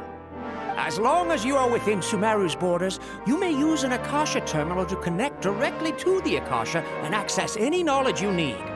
I should mention that due to technical limitations, the operation of Akasha Terminals will be much smoother and more effective in large cities such as Sumeru City and Port Ormos.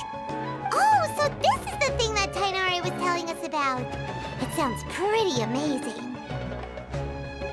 You two are quite fortunate. Until recently, it was standard practice to only issue Akasha Terminals to Outlanders who spent an extended amount of time in Sumeru. However, this policy was recently changed, and now all travelers are issued one upon arrival. Here are your Akasha Terminals. Please handle them with care. It kinda looks like a leaf. To activate it, simply hold it in your hand and say the following phrase to yourself. May the mighty God bless us with their voice of wisdom.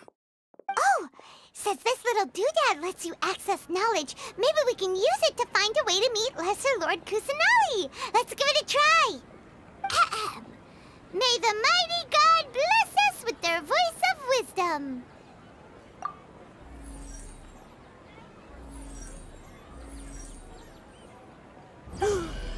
Whoa! Just now, something clicked, and Paimon suddenly knew how to use this thing. It seems all we need to do is concentrate on what we want to know, and bam! You get it. Oh, that'll come in real handy. Exactly. That is the power of the Akasha. And with that, let me officially welcome you both to Sumeru City. May the wisdom of the Dendro Archon always be your guide. Okay, now that we're in, we can check the Akasha about Lesser Lord Kusanali. Let Paimon try. 500 years ago, the sages found a newly born deity from within some scorched ruins. The deity now resides in the sanctuary of Surasthana. Seems pretty similar to what Kali was telling us. Okay, next, let's concentrate on asking how to meet her.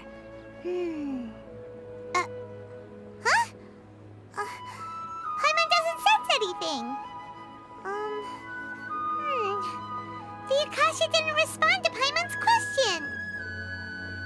Oh, come on! Ugh. Focusing on this question feels like when you have something you're trying to remember and it's on the tip of your tongue, but you just can't think of it. Ugh, Paimon's brain is exhausted. Oh, smart idea. But what are you going to ask it?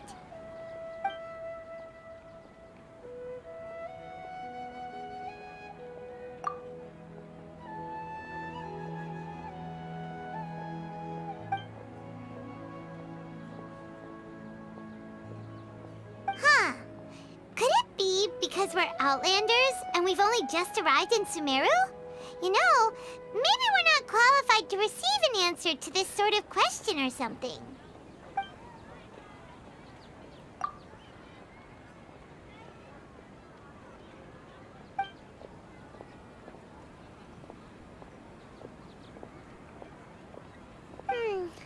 You too?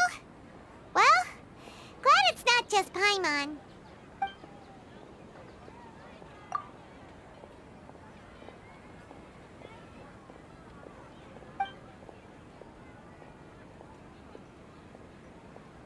Uh-oh. Paimon's getting all teary-eyed all of a sudden.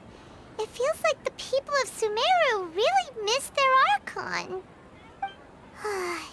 Well, seems no matter which way we try, we can't find anything that'll lead us to Lesser Lord Kusanali. Guess our only choice now is to try meeting with the researcher that Tainari recommended. He's from Sumeru and even has a position in the academia. Maybe he'll be able to access more info from the Akasha. Let's see. Tainari wrote an address on the letter's envelope. Oh, it's not far from the city's gate. Let's head over and have a look. Hopefully he's at home. Hello, are you Rohawi? Yes, that's me. Can I help you? Great! You see, Tainari sent us here and... What? Tainari? Please, there's no need to say anything, really. Sure, I admit that the article I published last month wasn't my best work, and maybe the data didn't produce the most convincing results, but... Here! This is a letter from Tainari! Oh, let me see... Ah! Ooh, what a relief. You two nearly scared the life out of me. So you two just have some questions for me? Seems even Tainari acknowledges my innate ability for procuring information. So, what is it you two would like to know? We want to meet with Lesser Lord Kusanali. Do you know a way we can do that? You mean you want to meet the Dendro Archon herself? This isn't exactly my area of expertise, but let me see what I can find in the Akasha.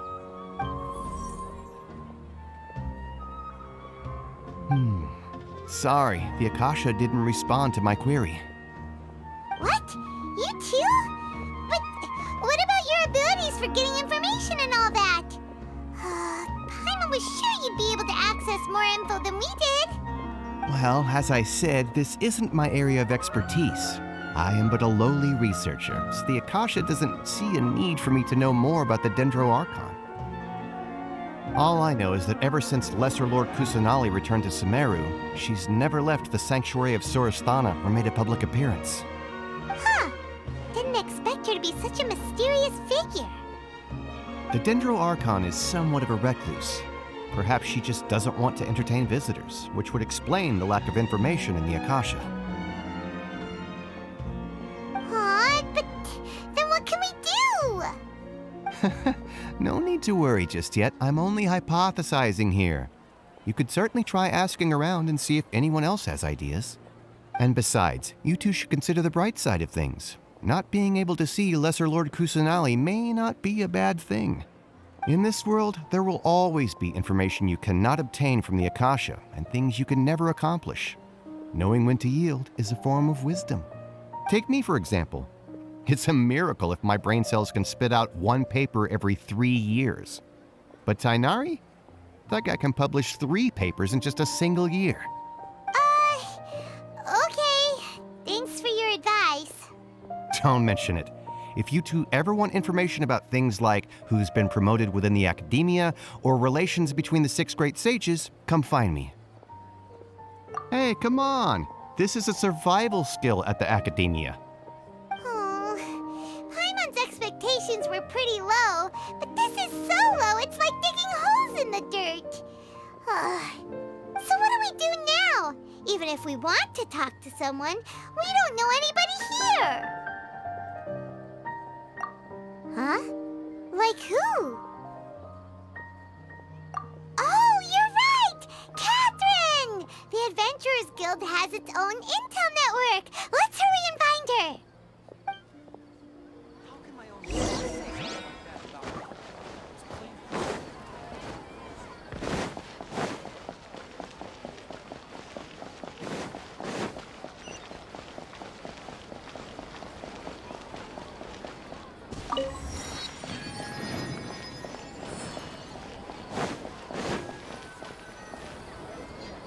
Ad Astra Abyssosk. Hello, Traveler and Paimon. Catherine, we need your help with something. Understood. The Adventurers Guild is always ready to serve you. With what do you require assistance?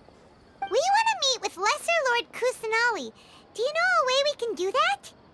You two wish to meet with Sumeru's Archon. Understood. Please wait.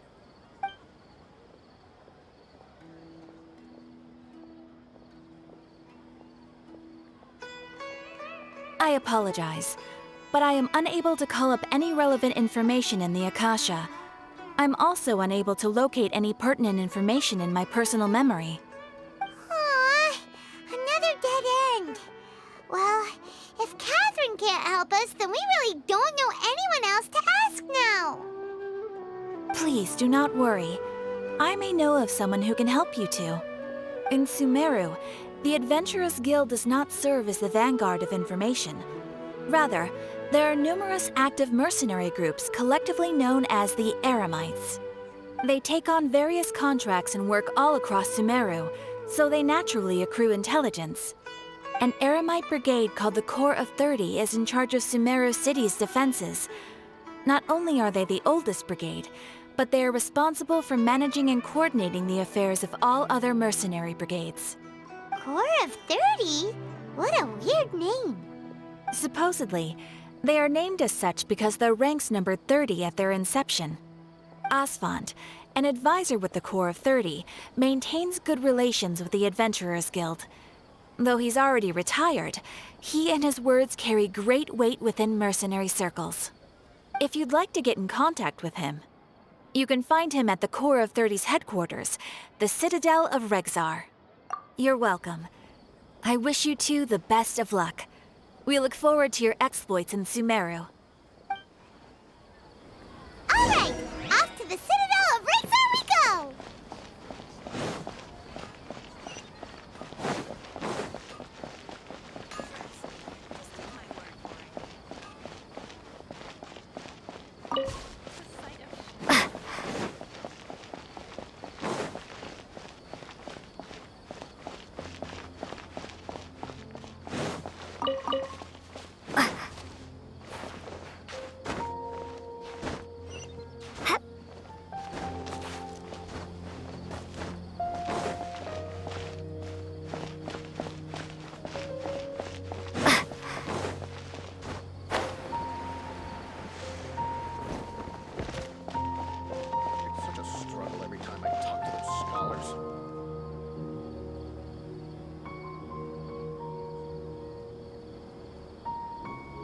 Welcome.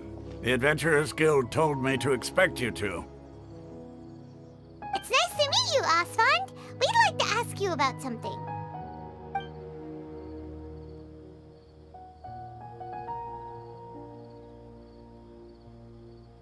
I see. So, Catherine's the one who sent you this way. Ha! It's true that the Eremites' network is vast, but even I can't help you meet the Dendro Archon.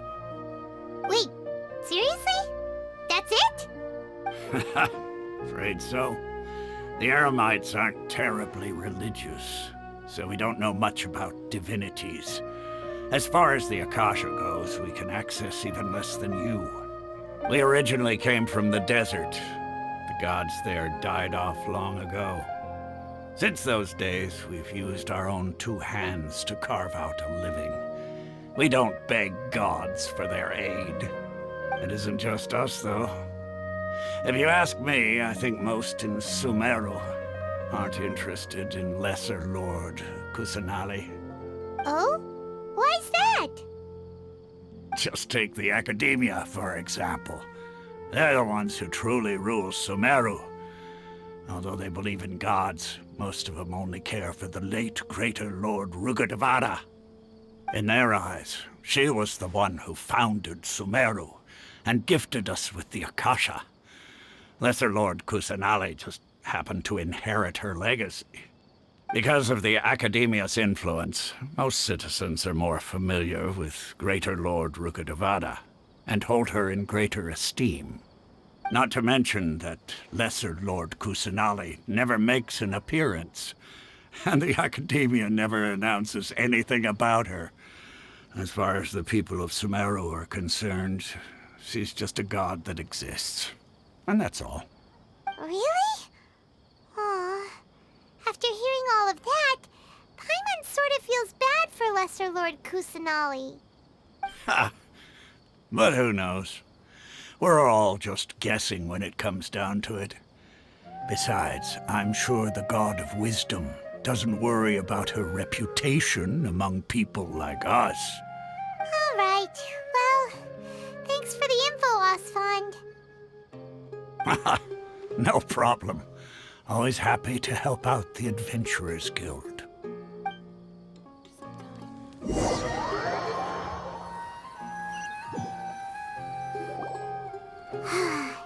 Seems Osfund was right about most people's attitudes here. Not only are they not interested in the Dendro Archon, they even say stuff like, if the Akasha doesn't think I should know, then I don't need to know about it. We've been asking for information non-stop ever since we got to Sumeru. But the harder we try, the more helpless everything seems. Isn't there at least one person in this entire city who cares about Lesser Lord Kusanali? Oh, you two are interested in Lesser Lord Kusanali? Huh? Who are you? From the sound of it, you two are Outlanders who recently arrived here. You've been asking around for information on Lesser Lord Kusanali, right? Oh, I'm sorry. I forgot to introduce myself. I'm Dunyarzad, one of Lesser Lord Kusanali's faithful followers. Whoa, really? Then do you know how we can meet with her? I'm afraid I can't help you with that. But your conversation earlier did happen to remind me of a legend about the Dendro Archon. Sure. It goes like this. Long, long ago, there was a man who heard a prophecy. It predicted that a great calamity was about to befall him. Panicked by what he heard, the man sought out the Dendro Archon in hopes that she would bless him with the wisdom to help him escape his predicament. The man journeyed across deserts and through rainforests and experienced tribulations of every kind. However, he still couldn't find any trace of the Dendro Archon. In despair, he thought, alas, the Archon has abandoned me. He then had no choice but to sorrowfully resign to his fate. Okay, and then what happened? And then, the calamity came. But to his own surprise, the man felt somehow emboldened by the trials of his journey. By relying on his own strength, he managed to overcome the adversity. At that moment, a bird perched upon his shoulder. This bird was, in fact, an avatar of the Dendro Archon. She said, "O Archon Seeker, do you now understand? She and her wisdom have long been found by you. Along your journey, we were in every flower and blade of grass, every ray of sparkling sun, and every breath of dancing wind. So long as you continue to think and ponder, we'll be wherever you go." Yeah, thanks for the story! Paimon feels all warm and fuzzy inside after that. In a way, it seems like this story is also one of the Dendro Archon's avatars. Dunyarzad, since you worship Lesser Lord Kusanali, can you tell us anything else about her? Of course. So did you two know that, I'm terribly sorry, but it seems something's come up now. Let's chat another day.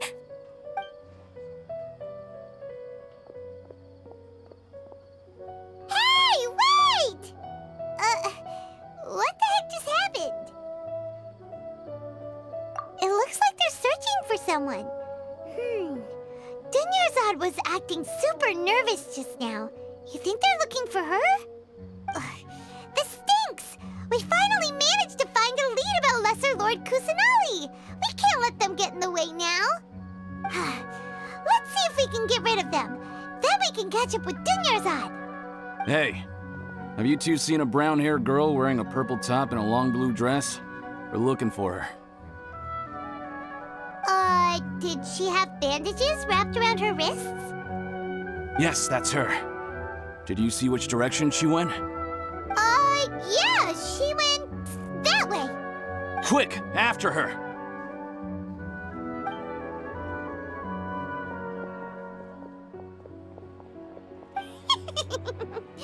That should keep him busy for a while. Let's hurry and find Dunyarzad.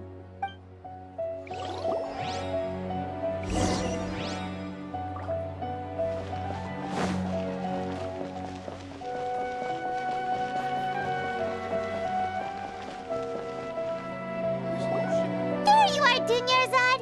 We thought you might have been long gone by now. Oh, it's you two. Oh, you startled me there. You can relax now. We threw those people looking for you off the trail. Really? Thank you so much. Unfortunately, I believe there's still more of them out there looking for me. Uh-oh, looks like there are some coming this way. Huh? More of them? Then what are we standing here for? Run! No, wait, my body isn't in the best shape. It's difficult for me to run. Okay, sounds good. There's a tavern on the other side of the port we can go to. They probably wouldn't expect me to hide in a place like that. All right, let's move out. Stay behind us. We'll keep an eye out for anyone looking for you.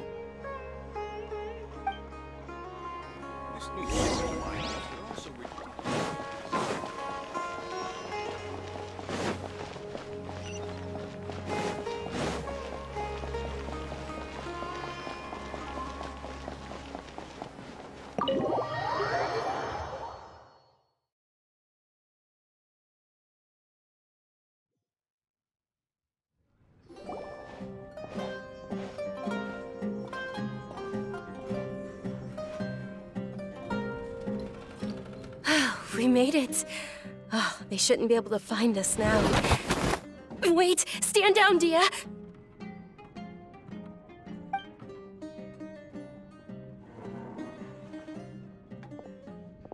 My lady, who are these two? They're travelers that I met on the street just a moment ago. They happened to notice that you were all searching for me, so they helped me hide. I see. In that case, you two should scram. There's nothing here for you. Wait a sec! Who the heck are you? And why are you shooing us away? I'm Miss Dunyarzad's bodyguard, here to see that she returns home safe and sound. My lady, let's get going. You've been gone for so long that your parents are worrying themselves sick. And if I refuse to go with you? It'd be easier for the both of us if you cooperated. But if you insist on not going, then I'll have to carry you like a sack of potatoes. Hey! Dunyarzad already said she doesn't want to go back. Why are you still pushing her? Stay out of this. You don't understand the situation. Sorry, my lady. Even though I'm your bodyguard, your parents are my employers. I have to answer to them. How much? Wait, what? How much more do I have to pay you to become your employer? So you never listen to my parents ever again. Double? A triple? Give me some time and I'll get that much. My lady, this isn't about Mora. I don't know what you think of us Eremites, but let me say this. I like Mora, but I'll never go against my principles. That's why I'm here looking for you. Sure, it's an order from my employer, but my conscience was also telling me it's the right thing to do. And knowing your health, carelessly running around like this is gonna hurt ya. For the sake of those who love you, don't be stubborn. No, you're wrong. I'm aware of my limits and I know what I'm doing. Honestly, the only people being stubborn right now are my parents. And they know perfectly well that it makes no difference if I'm at home or not. They still won't accept reality. And every time I bring this up, they just change the subject. Dia, you've been living with us a long time already. This should be old news to you. Dia, I know it hasn't been easy for Mother and Father, and I'm grateful for everything they've done for me. But there's someone else in this world I'm also grateful to. Because she saved me. The love I have for her is the same I have for my parents. This is my life and my last chance. So I want to do something meaningful. My lady, are you sure what you're doing now is meaningful? Yes, I'm sure. At least, it is to me. Fine, I won't ask you to return home anymore. But let me make something very clear. I'm only doing this because I respect your determination, not because I agree with you. Thank you, Dia. Sorry for being so rude just now. My nerves were acting up. And I even brought up your payment in such an offensive way. Don't worry about it, my lady. I did say that I like Mora. Besides, that's our next topic of conversation. Today's little excursion caused such a ruckus that every single bodyguard at the estate was deployed. It wouldn't be easy to hide things from your old man. Since this definitely won't be your last escapade, Here's a little tip. You should at least make it look like your room and things are still in order when you leave. Also, you'll need someone to cover you for when you're out and about. So, I'll let you hire me, my lady. This way, everyone wins. As for the pay, let's say half of what your father pays me. We can settle the bill when we return to the estate. Okay, deal. Yay! Looks like they've reached an understanding.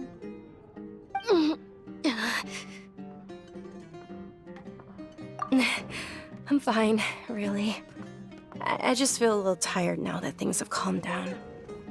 My lady, stop trying to look tough. We're already in a tavern, so let's rest up and grab some grub.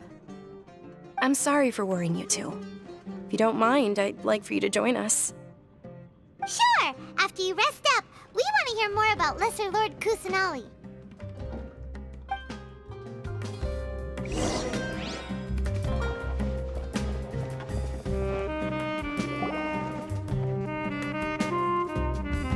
Ha! Well, if it isn't Dia.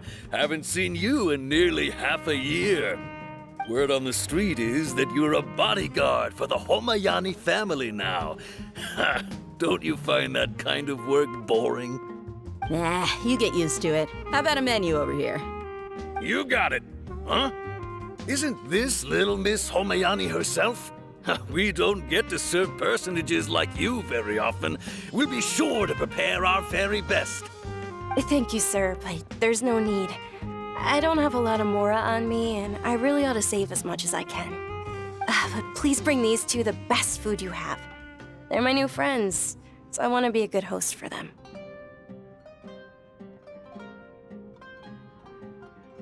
Wait, we're paying for ourselves now? Aw, Paimon kinda wanted to try something fancy, but we aren't exactly loaded. Guess Paimon will settle for something ordinary. How about our coconut charcoal cakes? They're our signature snack, and they run cheap. Look, other customers over there are eating some now. They look kind of burnt and dry. Paimon will pass. Hey, come on! Paimon has personal preferences too, you know.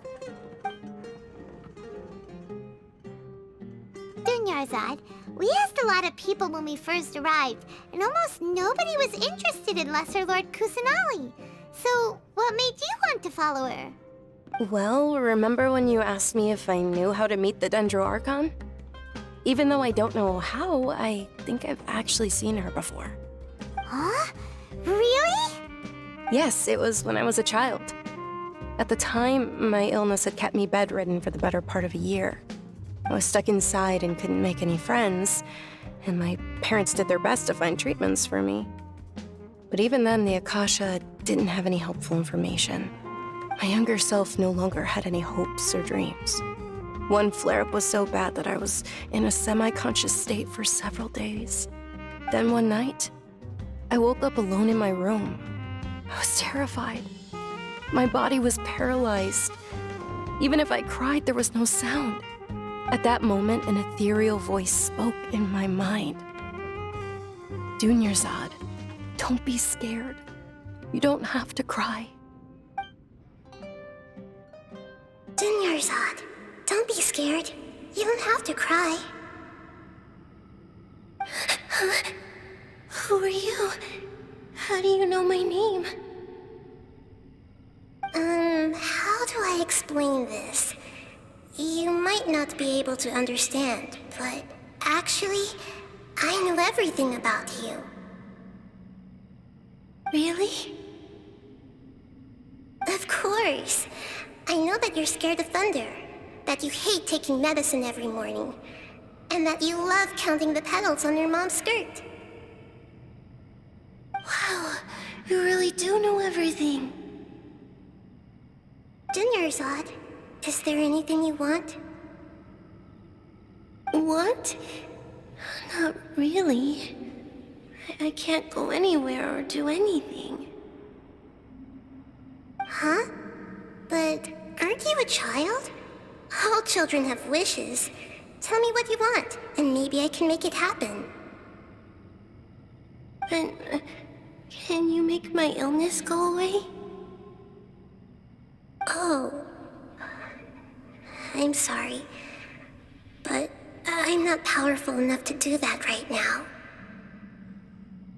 Then, can you be my friend? After that, the voice said, "Okay, I'll be your friend." Although my body was suffering during those days, that voice encouraged me and told me many wondrous things. Beyond my window was the flourishing Sumeru city. Beyond the city was a lush rainforest. And beyond that was the wall of Samiel, deserts, and all of Tevat. Once I finally made it through that bout of illness, I couldn't hear that voice anymore. I told my mother about it, but she said that I must have been dreaming. But I know that that voice wasn't a figment of my imagination. Before that, I had never heard of Tevat. Yes, for sure. If it weren't for that voice, I would have never grown curious about the outside world, nor would I have learned how to read and enjoy so many books. That voice sparked a desire for wisdom. It had to have been the Dendro Archon. I've been hoping for a chance to repay her kindness. In fact, I was running around today to help prepare the Sub-Zerus festival for her. What's the Sub-Zerus festival? It's Lesser Lord Kusanali's birthday, which was the day that she was found by the sages. It's actually an old holiday that originally celebrated Greater Lord Rukkhadevata's birthday. When she passed away, the holiday eventually became a celebration of the Lesser Lord's birthday. I heard everyone was overjoyed when they welcomed her back to Sumeru. In those days, the festival was a huge deal. But because of the Academia's influence, people have gradually lost interest in the festival. The Academia actively participates in Sumeru's many holidays dedicated to Greater Lord Rukkhadevata. But when it comes to the Sub-Zerus festival, forget any funding. They practically act like it doesn't exist. Maybe they see Lesser Lord Kusanali's birth as confirmation of Greater Lord Rukkhadevata's death, so they're reluctant to celebrate it. Aw, but that's awful. It is. It's absolutely terrible. Sure, the Greater Lord founded Sumeru, but hasn't Lesser Lord Kusanali been the one quietly protecting us for the past few hundred years? Just remember that we're still out in public. Don't get too carried away now. I know that people over by the Grand Bazaar still hold the Sub-Zerus festival to this day. But I hadn't met any of them before, so I was never able to contribute. But recently, I made a friend there who also follows Lesser Lord Kusanali. I gave her my savings because I want her to throw a wonderful festival this year. That's the least I could do for Lesser Lord Kusanali. Hold on, my lady, does this friend happen to be Nilu, the one who sends flowers to the estate? Yes, that's her. I saw her leaving the other day with a nervous look on her face. It seemed like she was hiding something in her arms. Did you give her something? Yes. Initially, I didn't have much more prepared, so I had Nilu sell one of my skirts. I've agreed with Nilu to meet up at the Grand Bazaar today and see how things are coming along.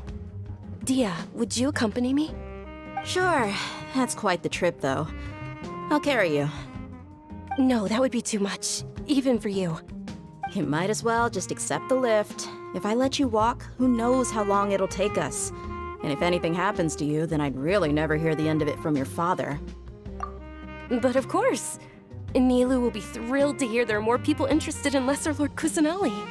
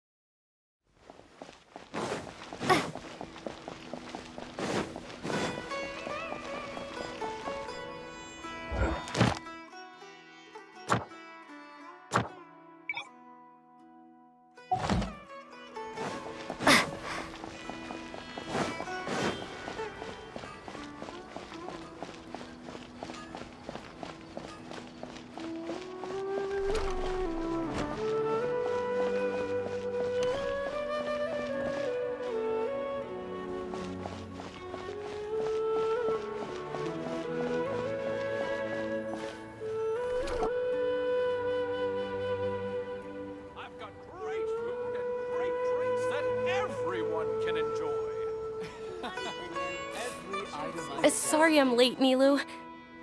Oh, Dunyarzad. It was taking you so long that I assumed you got trapped at home, but you made it in the end. Uh-oh.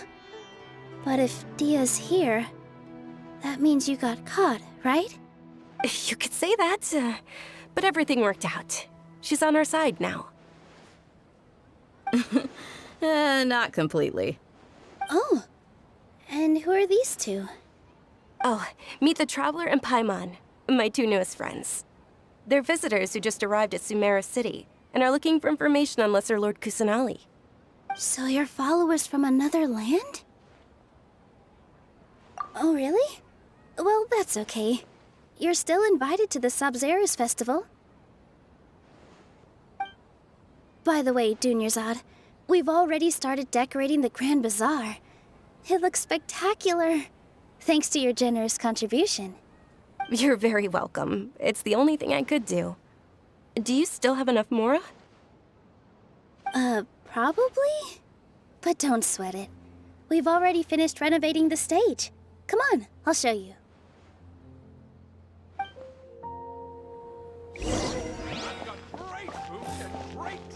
In my opinion, Shoots is the best stall in the whole bazaar. Wow! This place is amazing! Not bad. Last time I was here, the stairs were full of holes. The stairs were nothing. A little while ago, we discovered that the tree above the stage had a huge chunk of bark ready to fall off. Mr. Zubair was worried sick. We reported it to the academia many times, but they never sent anyone to deal with it. We didn't want anything bad happening, so we were going to cancel all the stage performances. Oh, probably because it was the theater asking. The academia looks down on performers like us. They probably think it would be best if the theater closed down completely. We can't let that happen, though. Not only would everyone involved in the theater go hungry, but then we wouldn't be able to hold the Sub-Zerus Festival anymore. Thank the Dendro Archon for Dunyarzad. With the Mora she gave us, we hired someone to patch up the tree, and we also gave the stage a much-needed makeover. The stage is going to be even prettier when it's festival time. I can't wait for you to see it. And I can't wait to see you on the stage. You've been practicing so long already. It's almost time for your dream to become reality. It's our dream. I'll do my best for the two of us. Nilu, what are you gonna be doing at the festival? She'll be dancing the dance of Sub-Zerus, the most important performance at the Sub-Zerus Festival. Dunyarzad, have you told him the origin of this holiday? I only told them about the Greater Lord and Lesser Lord so far. Okay, then I'll tell you two about how this holiday came to be. According to legend, the Sub-Zerus Festival was originally the Goddess of Flowers' birthday celebration for the Greater Lord. A long, long time ago, on one of Greater Lord Rukkhadevata's birthdays, her friends threw her a celebratory banquet. Some of the gods got drunk. One started playing music, and the Greater Lord started singing, so the Goddess of Flowers began to dance. As she danced upon the grass, countless beautiful parisaras began to bloom wherever she stepped. Those brilliant purple flowers became her dazzling stage. All the gods clamored, "Oh, if only time could stop at this very moment." Huh? Really? Oh, you probably mean because all the gods in this story are no longer alive. Although they aren't around anymore, they're preserved in our tradition of dance. This outfit I'm wearing is apparently based on how the Goddess of Flowers looked. Though we're just tiny people compared to the divine, we still have to do our best to make sure that the birthday girl feels loved on her special day. Nilu, you of all people will definitely be able to convey our well wishes to the Dendro Archon. I also noticed that you went the extra mile and scattered parisaras around the stage. They symbolize the Goddess of Flowers, after all. It's just a shame that all the real parisaras went extinct after her death. Yeah. The Greater Lord brought forth parisaras in memory of the Goddess of Flowers, but she ultimately could never truly replicate that beautiful purple. Thinking about the Goddess of Flowers dance makes me wish I could have seen it. If my stage were anything like that, I'd be thrilled if I had just 2 real Bodhisattvas on the stage. So, Traveler and Paimon, what do you think? Interested in the Sabzeruz festival? Will you two be coming? All of Lesser Lord Kusanali's followers will be there for her birthday. It'll be a good opportunity for you to learn more about her. Ooh, Paimon thinks that's a great idea! Hey, come on! There's nothing wrong with enjoying a festival. Besides, it's Lesser Lord Kusanali's birthday. She'll be happy to have more people who are celebrating it. So how about we all attend the Sabzeruz festival together? Dunyarzad, let me show you which stage decorations we've picked out so far. Traveler and Paimon, if that doesn't sound interesting to you, then feel free to explore the area. Everyone at the Grand Bazaar loves Lesser Lord Kusanali, and we're all looking forward to the Sabzeruz festival. In that case, we'll take a look around.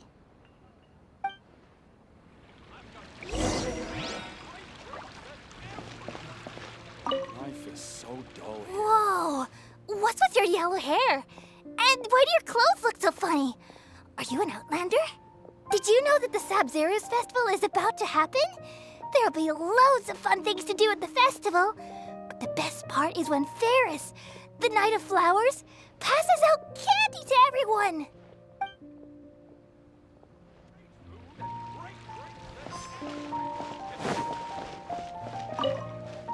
Ah, dancing at the Sabzeruz festival. You know, I also danced when I was younger. As a child, I even asked my grandmother why we performed the dance for the Lesser Lord when it was originally done to honor the Greater Lord. My grandmother said that Greater Lord Rukkhadevata is a beloved deity and honored by all. And Lesser Lord Kusanali is too. If the Goddess of Flowers ever knew Lesser Lord Kusanali, then she would certainly have wished to be her friend and hold celebrations for her too. The Sabzeruz festival has been losing its appeal over the years. That is, until a wealthy benefactor stepped in this year and brought the festival back to life. I heard she forked out a lot of mora to make it all happen.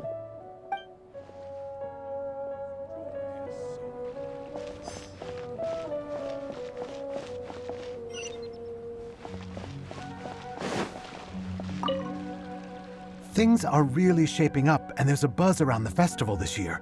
We're expecting people from all over to come by this year and buy things during the festivities. Don't be fooled into thinking that Sumeru City has the best of everything. Some festival snacks are only offered here in the Grand Bazaar. And when it comes to musicians, dancers, or singers, the Grand Bazaar's got the best of the best. Sure, those folks at the Academia might not like it, but what's a festival without song and dance?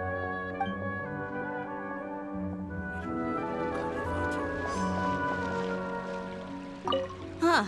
Revamping the stage for the festival couldn't have been easy, that's for sure. I bet this year's festival will be one to remember. I don't know much about the Grand Bazaar, but I do know that the residents here have a penchant for song and dance. Two things that the Academia doesn't particularly approve of. Oh, and the perfume sold around here is a lot better than what you'll find elsewhere. The fragrances are longer lasting and they're gentler on your skin and... I mean, that's what I've heard at least.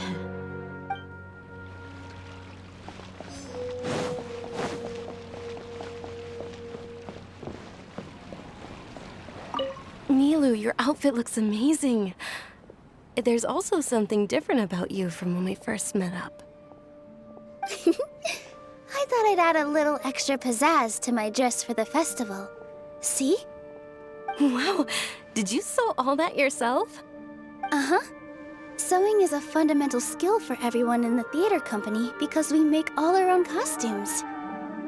Did you know that Mr. Zubair not only can make costumes, but props too?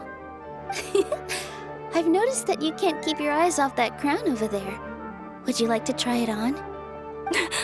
May I? Of course.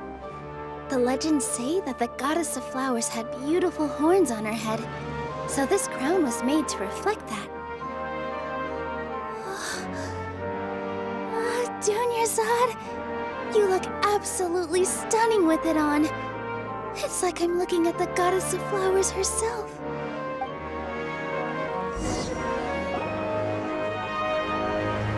Hey! Is that who Paimon thinks it is? It looks like Catherine.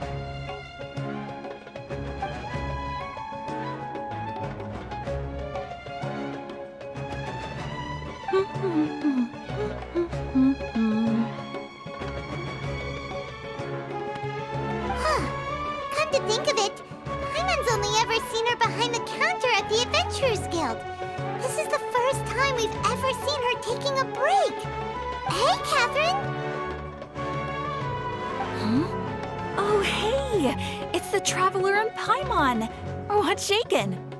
Whoa, break time Catherine sure sounds a lot less formal than usual. Paimon was still waiting for her to say Ad Astra Abyssosque. Sure. Standing behind the counter at the Adventurers Guild doesn't require any complicated functions.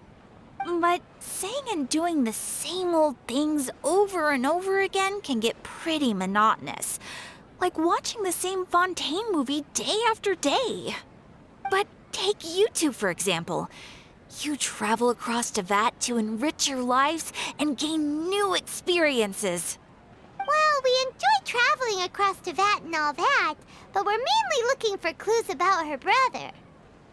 Yes, you should keep searching. Sometimes the answers we're looking for aren't necessarily at our intended destination. Instead, they're found along the way. Huh. Haven't we heard someone say something pretty similar recently? Anyways, what brings you out here, Catherine? No, not particularly. I guess you could say that I'm loving the recent atmosphere here. If festivals bring happiness to everyone, then that's where their true value lies.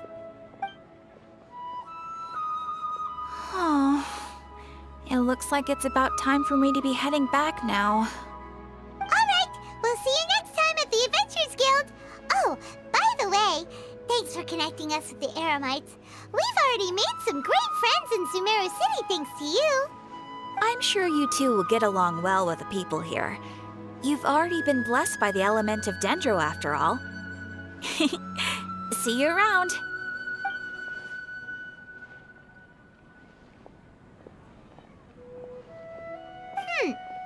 There's something really different about Catherine today. Hey, Traveler. Paimon. Oh, hey, Dia. What's going on?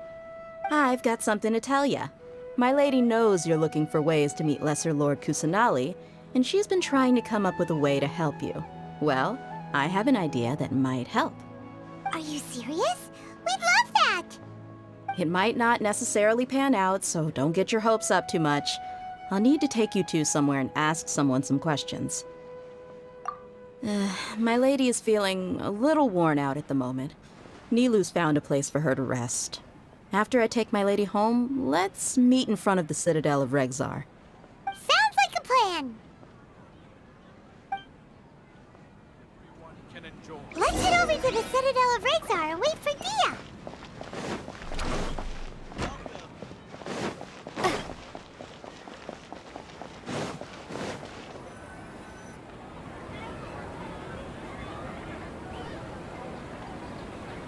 Sorry, I'm late. It took some convincing for the Master and Mistress to believe that Miss Dunyarzad was only sitting in the port for a while because she was in a bad mood. Anyway, I guess I should be thanking you. I haven't seen Miss Dunyarzad that happy in a long time. If it wasn't for you two, she probably would have been caught and dragged back much earlier. You sure sound a whole lot nicer than when we first met, Dia. Who would have thought you had such a soft spot for Dunyarzad? It's called being a professional. I'm a bodyguard, and I work for whoever's paying. Look, Dia's blushing. Listen, you two. I don't expect to be working for Miss Dunyarzad very long. but I hope to finish things on a positive note if possible. Let's cut the chit-chat and head into the Citadel. We'll see if the person I know has a way for you two to meet with the Lesser Lord.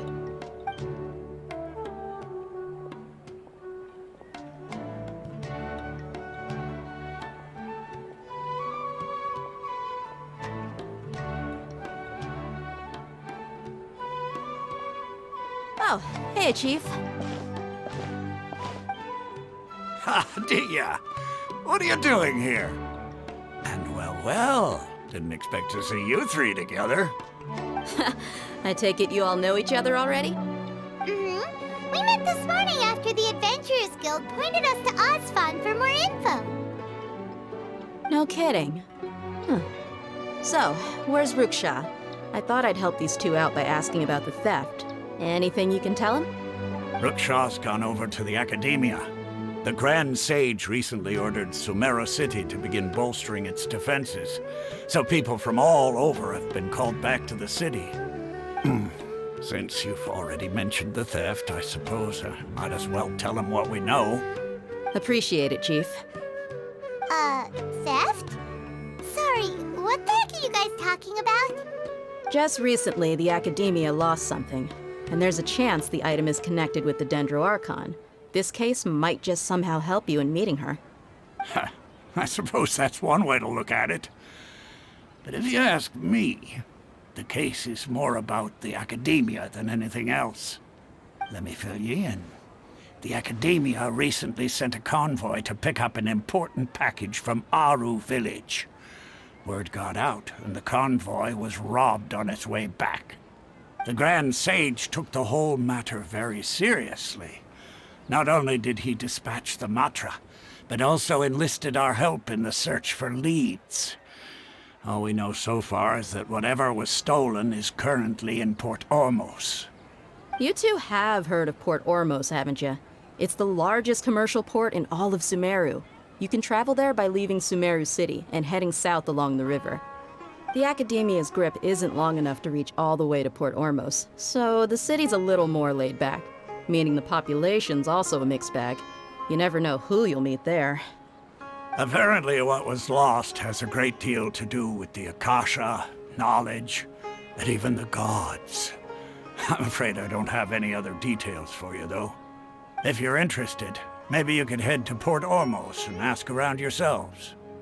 If you want my advice, try introducing yourselves as students of the Academia once you're there. Are you serious, Chief? All the Academia students are in Sumeru City, you know. Why should they pretend to be students in Port Ormos? If you're also interested, just go there and see what happens.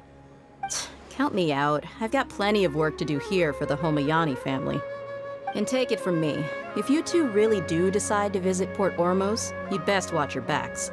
Let's just say that the Eremites there aren't nearly as friendly as those here in Sumeru City. There are even some extremists who go around shouting slogans like, "Retake Sumeru for the Scarlet King." Word is that more and more are joining their movement. They're becoming a real headache for Chief and the others. You bet they are. The Scarlet King's been dead for thousands of years. Now they start spreading rumors of his return. Ridiculous. Not everyone's like you, Chief. Even the desert natives who abandoned their homes in the wilderness still wish to have a god of their own. Well, Traveler, that's about all the information we have for you. Thanks, Dia! And you too, Ozfon! Since we've gathered all we could for the moment in Sumeru City, let's head to Port Ormos and see what we can find next. Miss Dunyarzad is looking forward to seeing you both at the Sub-Zeru's festival, so be sure to get yourselves back here in time for that. Good. Then we'll see you both at the Sub-Zeru's festival.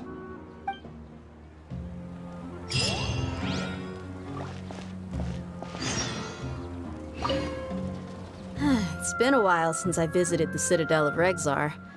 I'll catch up with Chief for a bit before I head back myself. He really did a lot for me in the past. Remember, to get to Port Ormos, just follow the river south from Sumeru City's port. Just be sure to take care of yourselves out there. We'll meet again at the Sub-Zeru's festival.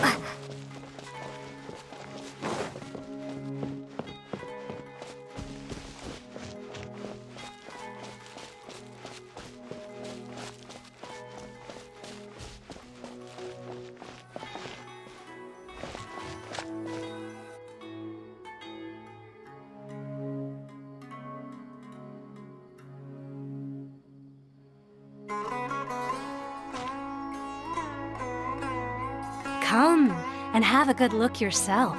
Traditional spices of the highest quality, made with pride and experience. You've got a deal. I can't thank you enough for always looking after my business. Believe me, I'm not making this up. Several Eremite mercenary groups are nearly in open conflict, but does the core of 30 care? And that's not all.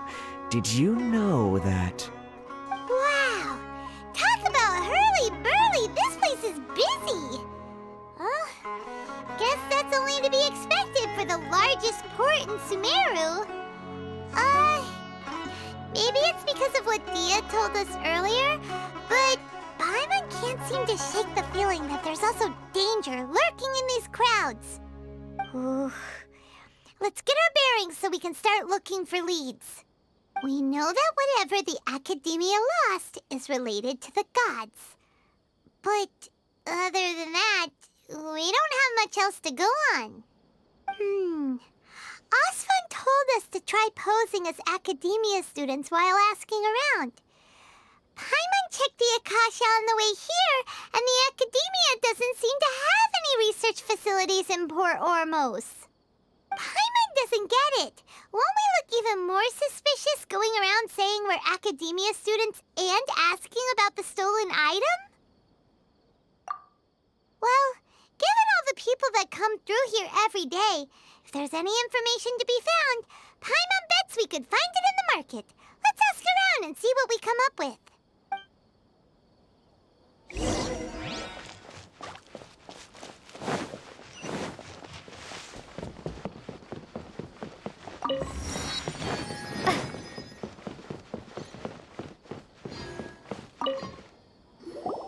Welcome. Welcome.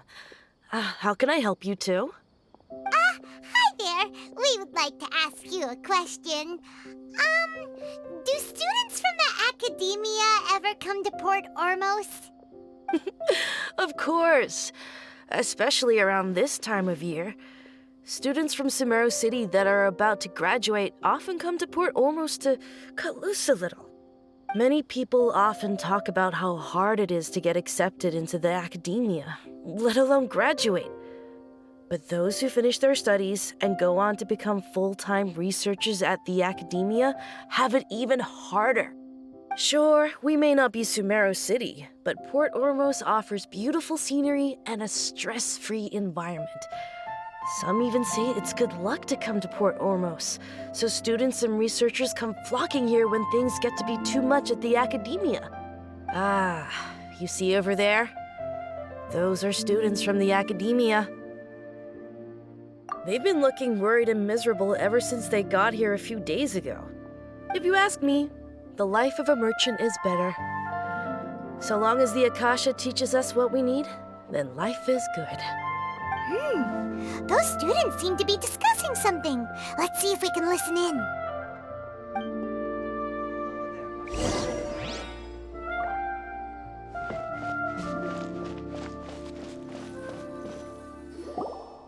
It's no good. I've tried asking around, but I haven't been able to learn anything useful. Not to mention that a bunch of scary-looking Eremite mercenaries have been posted along the streets now. There's been a lot of fighting between the different Eremite factions in Port Ormos. If we choose to move on our own, then it would be wise to steer clear of them. Especially the group that's constantly shouting some stuff about the Scarlet King and some resurrection. I've even heard that the Citadel of Regzar is starting to get fed up with them. What was that group called again? Ein something or other? They're called Ein el Ahmar. Today, I heard that the thing we're after might be in their possession at the moment. Wait, come again? Don't you see? Many of the Eremites in Port Ormos deal with trading this kind of thing. They're usually pretty wary of outsiders, but not so with students of the Academia. It's because the kind of goods that students are looking for aren't the kind of goods that Eremites are after. As long as they know you're a student, then deals can be made. I've heard that Ein el-Hakmar likes to set up shop at the Jafar Tavern. Supposedly, if you're willing to part with 500,000 mora, they'll give you info on anything. Wait, did you say 500,000? If information alone costs that much, then how could we ever afford to buy what we're looking for? I guess we might as well give up on trying to graduate this way. I wouldn't worry too much. Our field of research is very niche. Who else could possibly be after that kind of shady knowledge? I bet it's practically worthless to anyone aside from us. Well, I guess that makes sense. Then the only thing left for us now is to find a way in.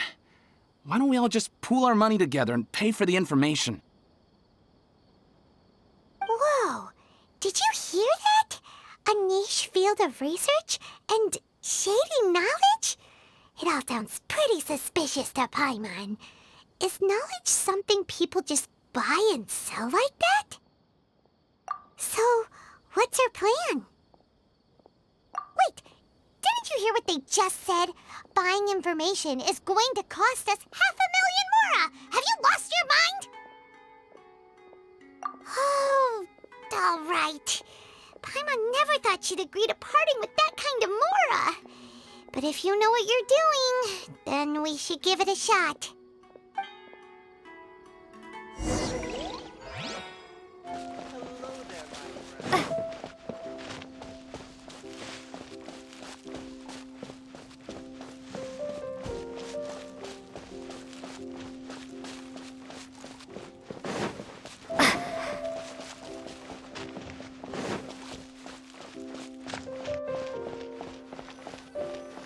This is the place we heard those students talking about.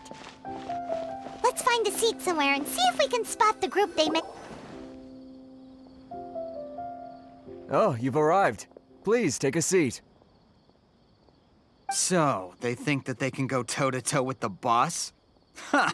Once we reclaim the power of the Scarlet King, they'll be the first that the boss punishes. They're nothing to be afraid of. Our main rival now is the Caracal Battalion. They've also amassed a significant amount of mora this time, so we mustn't underestimate them. How can the Caracal Battalion compete with the boss when they're nothing but a bunch of money-grubbing opportunists out for a quick mora? Yeah, with Boss's fervent devotion, he'll be able to use this power to bring our god back this time.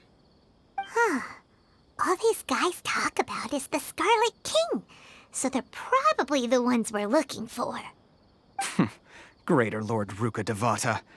That traitor and her followers must not be spared. The day will come when the Scarlet King exacts vengeance on Sumeru, and all of them shall be punished.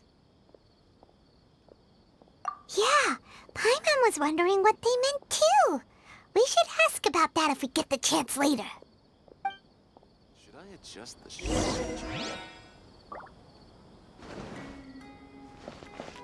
Welcome. Got it. Huh? Who are you? What do you want? A student? Huh. What's a student from Sumeru City doing in Port Ormos?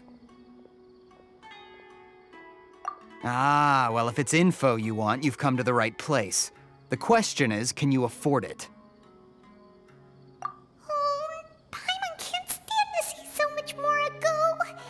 But there's no other choice right now. Here, this is the merchant's address. Whatever you're looking for, you'll find it there. Hmm? Well, what are you waiting for? Oh, that's right! We heard you mention the Scarlet King just now. We're actually interested to know more because we're, archaeology students! Fine. Since you've already handed over the mora, I guess I can throw in a little extra info. As you can see, members of Ain al-Ahmar are devout believers of the Scarlet King. Years ago, the Scarlet King founded the great desert nation that was our homeland. It was an advanced civilization, far beyond anything you'll see in present-day Sumeru. The Scarlet King was the rightful god of wisdom, but he was betrayed by a companion he trusted. She even stripped him of his title, God of Wisdom. So, you mean the traitor was... Greater Lord Ruka Devata, yes. That shameless wretch destroyed the Scarlet King's civilization, and our ancestors were forced to flee to this land where we were made to suffer the tyranny of our enemies. Furthermore, she conspired with the Academia to cover up the truth of her actions, and create the merciful and benevolent facade for which she is now known. Ugh, just thinking about it sickens me. But the story doesn't end there, oh no. The Scarlet King isn't truly dead. The voice of the Oracle has been heard in the desert, prophesying his resurrection. Mark my words, our god shall return. And when that day comes, all followers of the traitor and all the desert dwellers who have forgotten their true god will suffer retribution together. If what I'm saying makes you shiver with fear, it might not be too late for you to become a believer of the Scarlet King. I don't have anything to say to you academia people about that. I think this conversation has reached its end. Not just yet. This man is a fraud. Huh? You again? Deranged academia lunatic. Yes, it's me again. I already warned you that if you weren't willing to sit and discuss things with me, I'd take measures to make things uncomfortable for you. Listen to me. That address he gave you is fake. Or at least, you won't find a merchant waiting for you there. This group has been boasting all around that they can provide information on a certain item as a means of luring people into their territory. Once you show up, they keep up the act until they have hard evidence that you want to purchase said item. Then they use that to squeeze you for all the more you're worth. Hey! Shut it, Alhaitham! What are you playing at, trying to ruin our business like this, hmm? I told you the other day. I wish to discuss my terms with your boss. Ha! The boss made it perfectly clear that he won't negotiate with you. Yes, and in no uncertain terms. But that was then. It does not preclude him from changing his mind in the future. I'm warning you, don't push us, or this could get ugly. We don't usually get rough with people from the academia because it just complicates things. For a lunatic like you, though, we might just have to make an exception. If you're suggesting that we escalate this from a verbal exchange to a physical one, I accept. After all, even the Archons used war to negotiate the ownership of Tevat. If, on the other hand, we can't agree on any means of negotiation at all, then I'm afraid my next course of action will sting a little more than the mere falling through of a few business deals. I will jeopardize the Eremite's reputation, which I know you value above all else. I am quite confident that if I began to take such action, your boss would willingly approach me himself. However, I fear that by then, some things will have happened that cannot be undone. Also, a word of advice. I suggest you tell your boss exactly what happened here today. Otherwise, he might blame you for not telling him in the future. What did you say? Consider this. Have I ever failed to follow through on my word in the past? This guy is really out of his mind. Okay then. If you really have a death wish, let's meet a week from today. The pier in front of the Pharos Lighthouse, 4 o'clock in the afternoon, sharp. Don't expect us to hold back. Not so fast. First, you return the 500,000 mora to them.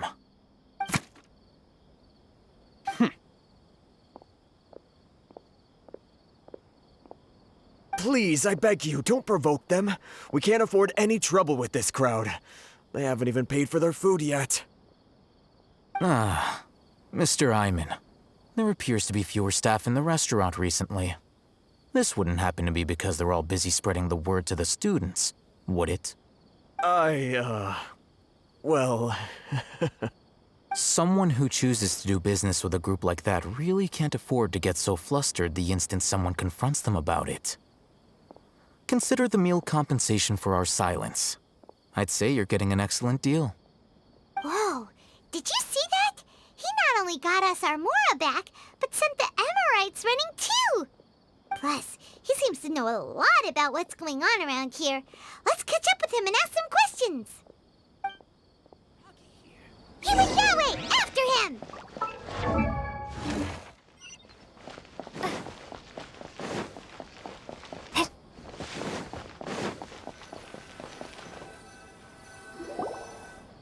Wait up! It's Alhaitham, right? What do you want? No need for thanks. My goal was to get to them, and you two gave me just the opportunity I needed. We're even. Oh, I advise you to keep your distance from them. Since they weren't able to make off with your Mora in the end, they might harass you again in the future. All right. Goodbye. Hold your horses! We still have something to ask you about! Since you tore through their scam right in front of them, you must know the real story about certain something, no? Who exactly are you two? And why are you inquiring about that? A student. Right. Look, you should know that those thugs conducting business with you had nothing to do with your lie. Huh? Oh, yeah! She's really strong! Weren't you saying something about a physical exchange? We can help with that. She doesn't even have a vision. Forget it. Maybe not, but she can still use elemental energy. Otherwise, there's no way we'd go asking for info from from guys like that. Those high-headed thugs are definitely gonna bring a lot of backup for your next meeting. Even if you don't go alone, you won't regret taking us with you.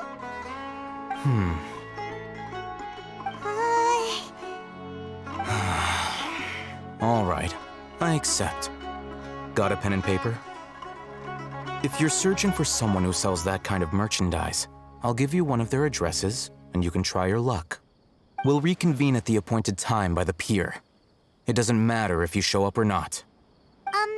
So, since you were happy to give us this merchant's information, does that mean you can tell us exactly what we're after? You were willing to part with 500,000 mora for something and you didn't even know what it was? Okay. Well, if you truly are as skilled as you claim, then you can beat the answer out of them when they become hostile. Look, if you've been making inquiries, then you have to know something by now. Tell me what you know so far, so I don't waste time repeating information. We know it's connected to the academia somehow, and that not only do the Eremites deal in it, but some students want to get a hold of it too. What else? You know almost everything there is to know, but you're unable to compile this information because you've never seen the object before. This is what you've been looking for. Huh? Paimon can't tell what it is. It looks like some kind of ornament. This is a knowledge capsule. To put it simply, it's a vessel that can store a fixed quantity of canned knowledge. It's like a miniature Akasha. Anyone who links it to their personal Akasha terminal instantly becomes privy to its contents. Correct. Anyone. Unlike the Akasha, which heavily regulates who can access what information, knowledge capsules confer their contents without any requisites. That's amazing! It's essentially a convenient and harmless vestibule for knowledge. Unfortunately, it's illegal in Sumeru to privately possess or trade them. They were created as a means for scholars to transfer knowledge gained from Irminsul into the Akasha, and are intended to be destroyed immediately after use.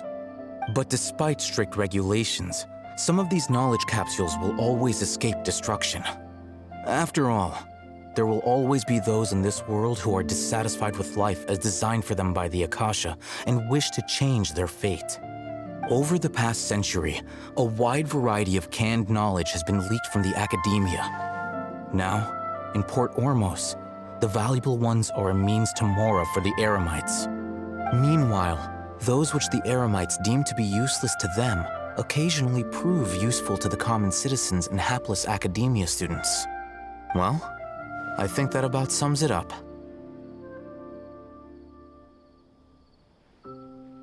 Ah, so that's your true objective. With our current arrangement, I don't believe I can offer an answer. You're still resolved. Fine. Let's talk somewhere with fewer people.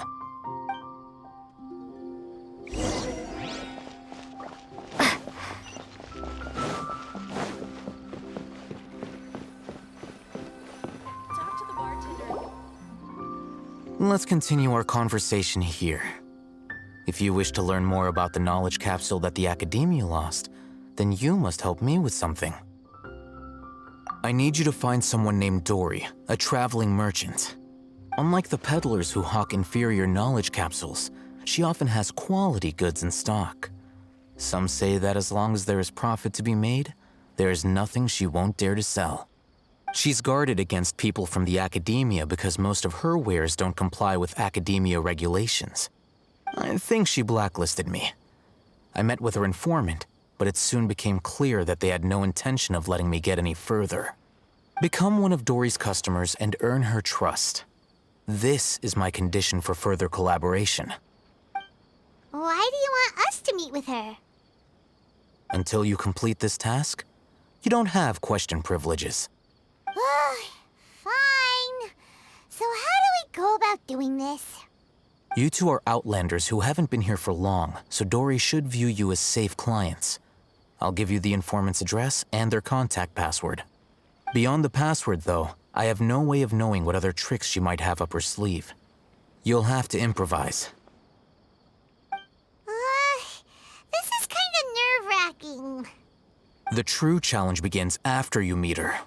She has a keen nose for Mora and a shrewd eye for wares, and she only likes customers who she deems to have good taste. I'll prepare some funds for you. Buy her highest quality wares and earn her approval. But we only just saw a knowledge capsule for the first time. We don't know how to tell which ones are good and which ones are bad. Is that something we can learn quickly? That's true. Have you two heard of elemental sight? Oh, that's a surprise. Guess I'll have to hold you in higher regard. Anyway, that ability should resolve your issue.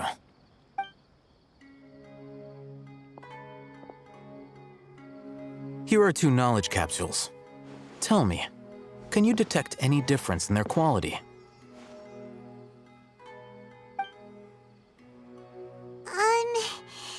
They look the same to Paimon.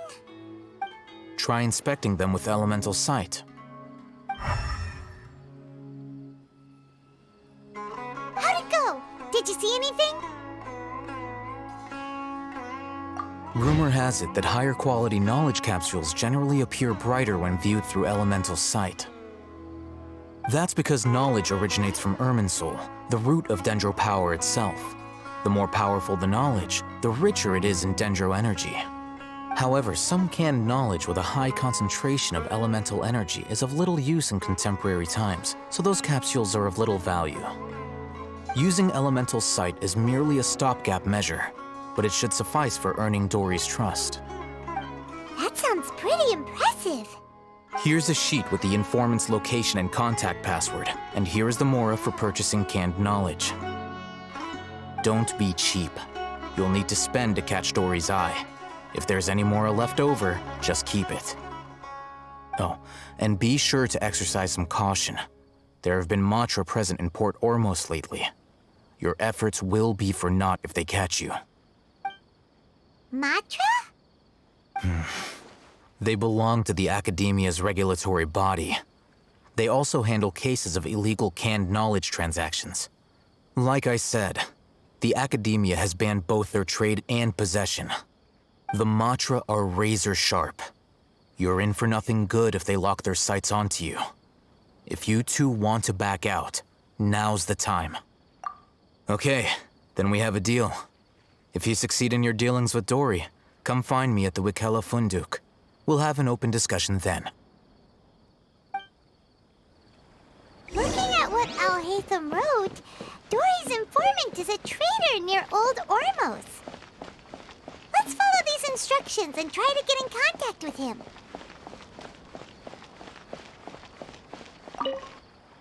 Hello. What are you two looking to buy?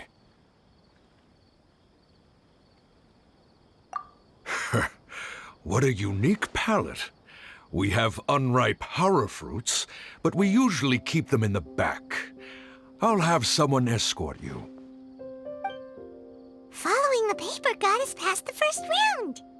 Ronak, these two want to buy unripe horror fruits. Show them to the warehouse. Got it. You two, please follow me.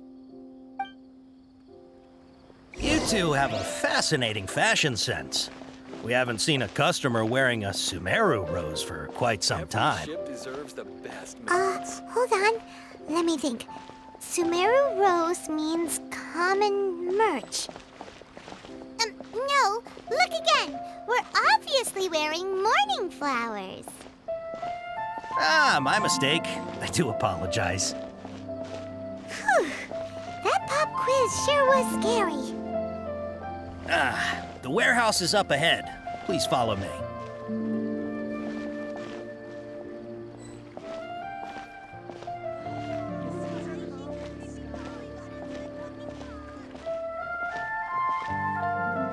Before I retrieve your products, I need to confirm a few things.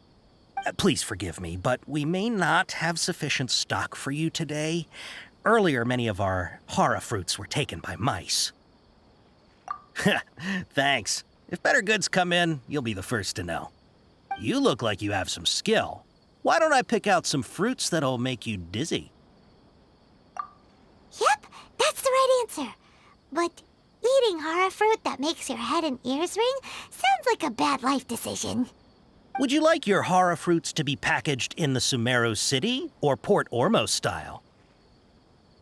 Wow, you two sure are generous customers. We'll be sure to package your products beautifully. Okay, everything has been confirmed. Miss Dory is waiting for you up at... Shoot! It's the Matra! Run! What?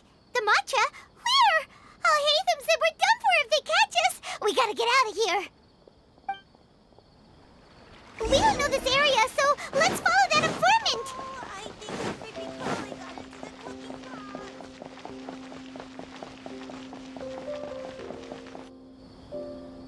He ran that way.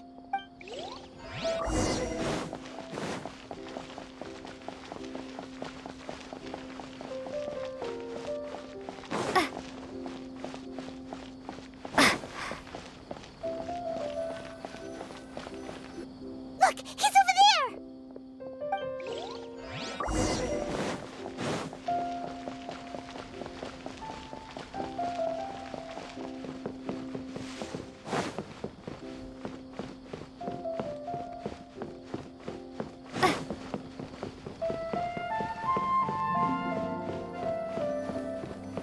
Hey! If you're hiding from the Rishbaland tiger, come this way! Another password! Huh? Oh, that voice came from behind the building on the right! Here, over here. You can stop running now.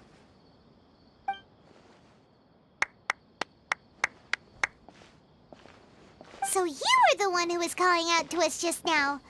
But, are we definitely gonna be safe here? These two good customers wish to buy some hara fruit, Miss Dory. And if there's nothing else, I'll just excuse myself. Oh, very good. Thank you. Huh? Wait, you're Dory? I'm unsure thought you'd look a whole lot scarier. Hey, what are you trying to say, Princess Pea-Brain? I can be scary enough when I need to be, believe you me. If you don't watch what you say, then you can forget about doing any business. But it seems you two have actually done pretty well so far. Not only did you manage to find the informant, your reactions were also pretty sharp. You don't really look like criminals or anything, but I bet my Mora that you've been involved in some shady dealings, haven't you? Paimon's not sure if that's supposed to be a compliment, but we'll take it. I can't risk doing business with people who start huffing and puffing after just a few paces, no matter how much Mora they might have. Not only will they get caught by the Matra, but they'll also get us into trouble. As decent folks trying to run an honest business, we don't need any of that. Wouldn't you agree? So that's why I prefer to have customers like you. It's your first time here, but don't worry, I won't ask too many questions. Even if you wish to buy enough knowledge capsules to decorate your house with, please knock yourself out. As long as you have lots of round, shiny Mora, then we're all good. Ah, yes, of course, of course. Go ahead, help yourselves. Voila! Wow, she has a trove of canned knowledge. Whew. She'd probably be in serious trouble if the Matra caught her with all this. What kind of products do you seek, my dear customers? Don't worry, I'm not interested in your reasons for buying. I can, however, offer some suggestions. Take this one, for example.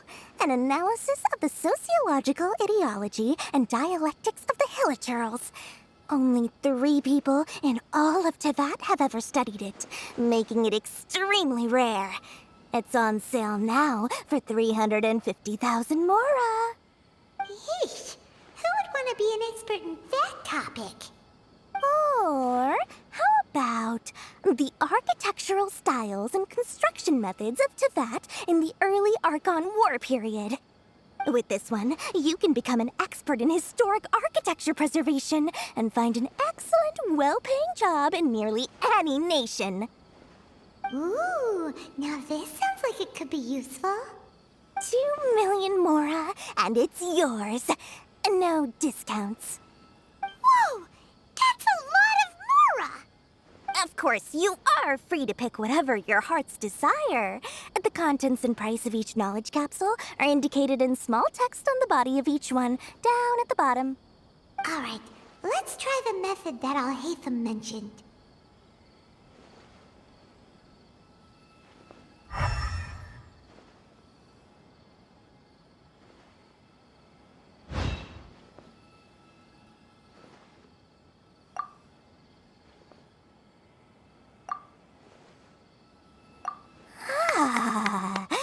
You've really got a good head on your shoulders, and quite the eye for quality.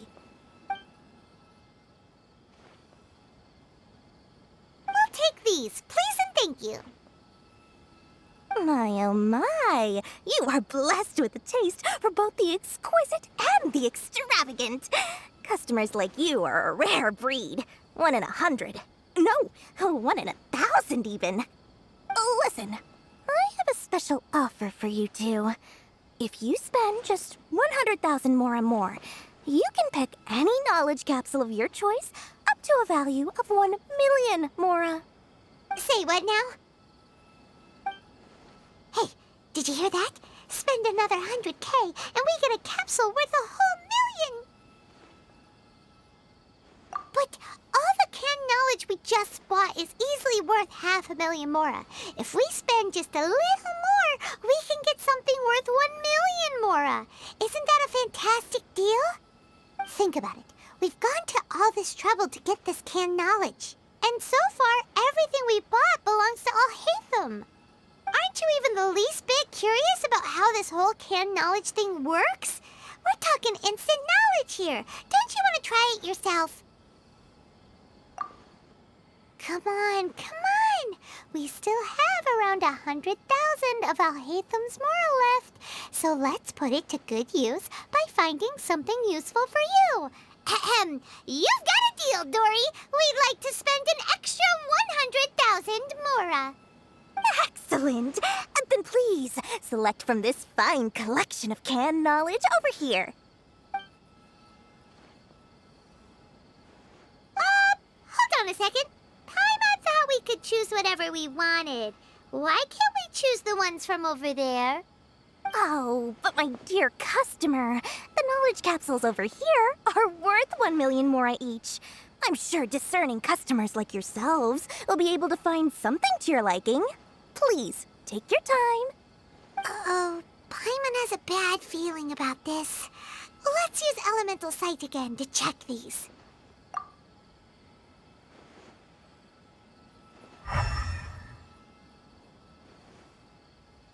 So, what did you see? So, they're all worth about the same amount? Well, anyway, the mora's already been spent, so let's at least try to find something useful. Let Paimon take a look here. An introduction to traditional Sumeru brewing techniques, the art of growing spices, an overview of ancient runes. Oh, how about this one? Sword Fighting Techniques 8. Not sure we'd ever find volumes 1 through 7, but at least this knowledge should be useful, right? Let's go with this one.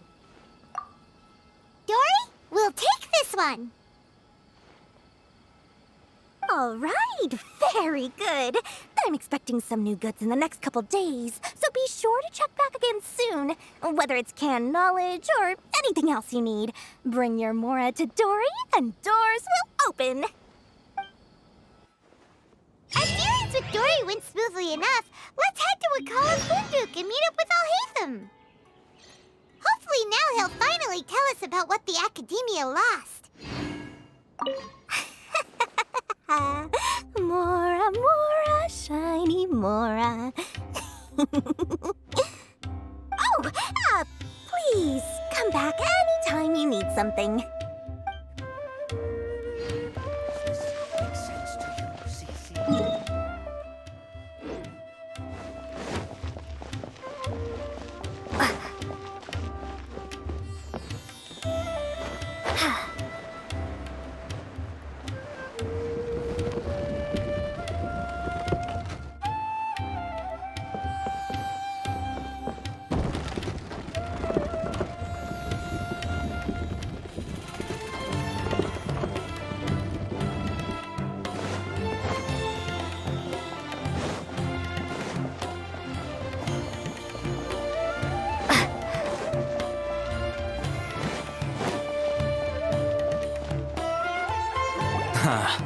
You two made it. And from the looks on your faces, you were successful. Whoa, there's so many people from the Academia here.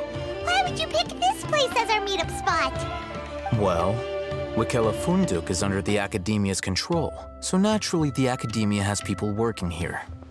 I came to Port Ormos under the pretense of conducting official business. You're a pretty daring guy. Relax. No one here is interested in anything we say, and the Matcha won't come here. Okay, now, tell me how your encounter with Dory went. Okay, we did what you asked. So, can you tell us about the knowledge capsule that the Academia lost now? Before that, I have to ask, why are you two so intent on tracking it down? You don't have to answer, of course. Yeah, she just wants to meet the God of Wisdom and ask her about something important.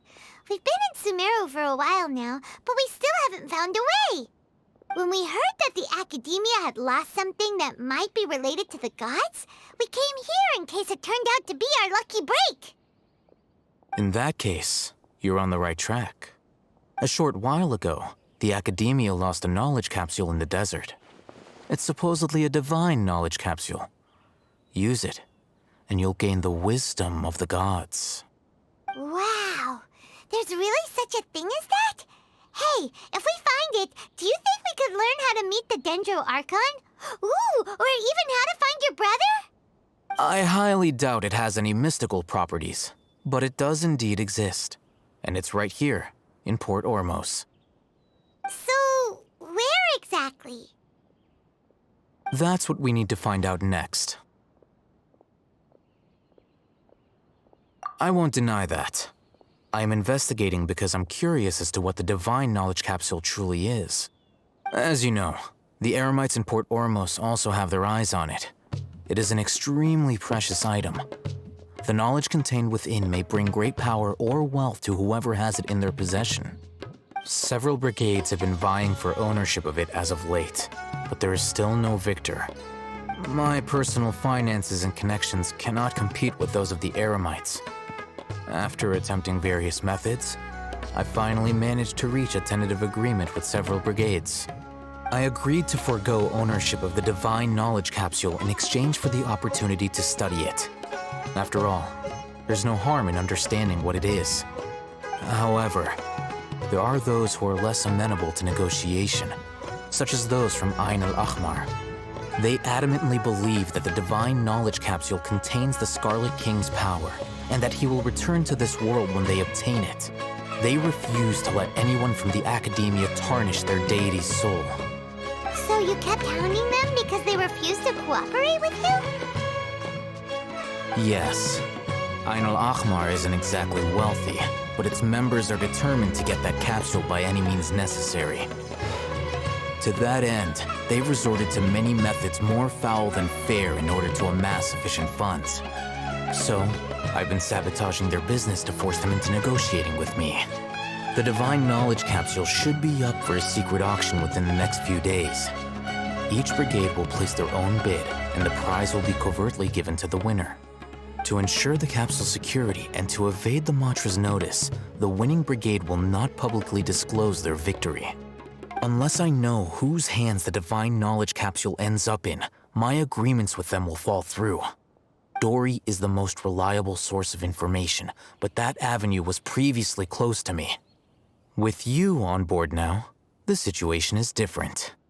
In other words, you wanted us to befriend Dory so you could find out where the Divine Knowledge Capsule is. Yes, you can say that. But this arrangement harms none of us. The day after tomorrow, go back to Dory and try to purchase information on the Divine Knowledge Capsule's whereabouts. If she has no information, wait 2 days and approach her again.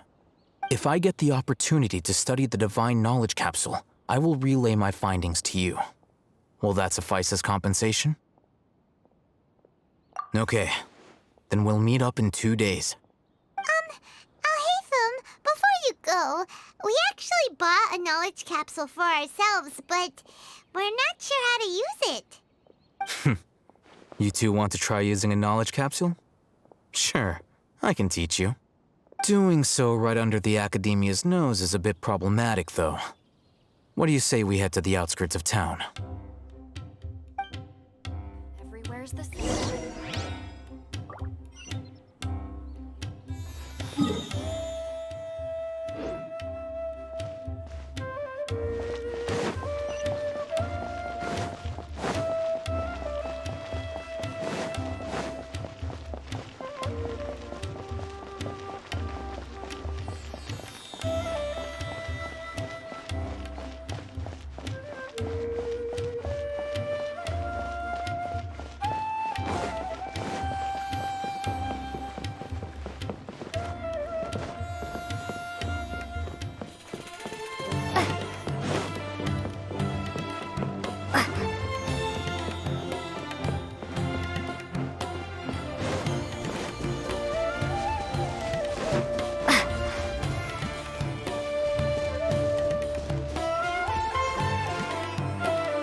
All right, this place works.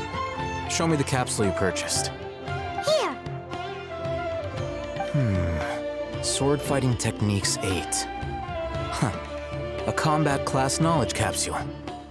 This class is something of a rare find these days, since most have been taken by the Eremites to augment their battle capabilities. Really? Ah, yeah, what a great buy!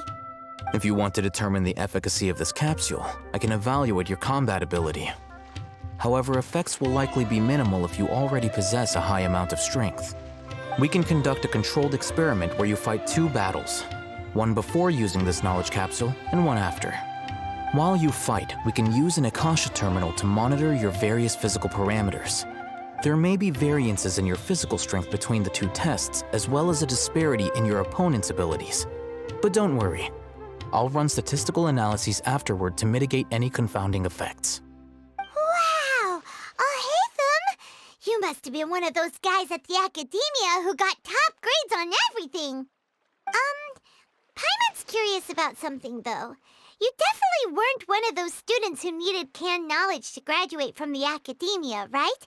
So why are you risking getting caught by the Matra for this capsule? When you are unable to understand a researcher's actions, most cases can be attributed to curiosity. This is but one theory. Sounds like you're trying to avoid the question. All right, let's begin the test. Just fight as you normally do.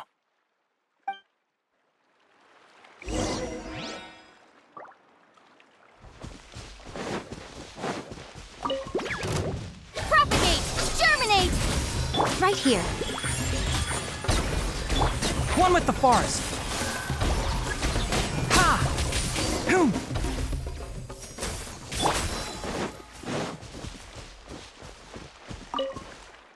All right. I'll link your Akasha terminal to record data. The next step is to use this knowledge capsule. Hold it in your hand. I'll help you establish a connection with it so you can activate its power.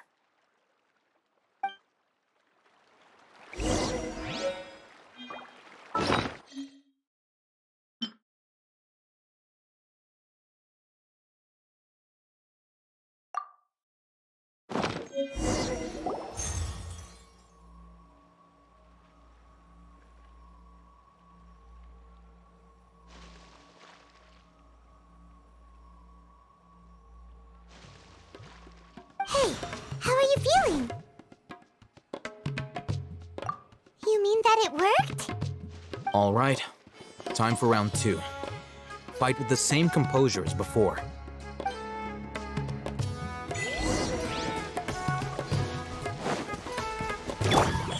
Emerge, right now.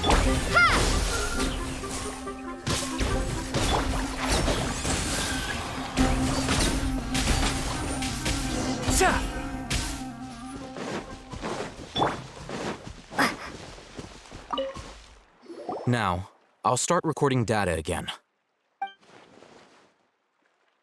Oh, hey, Thumb. How's it going? Well, the knowledge capsule you purchased did improve her combat capability. During the second fight, her overall fighting performance increased by 0.073%. Wait, how much?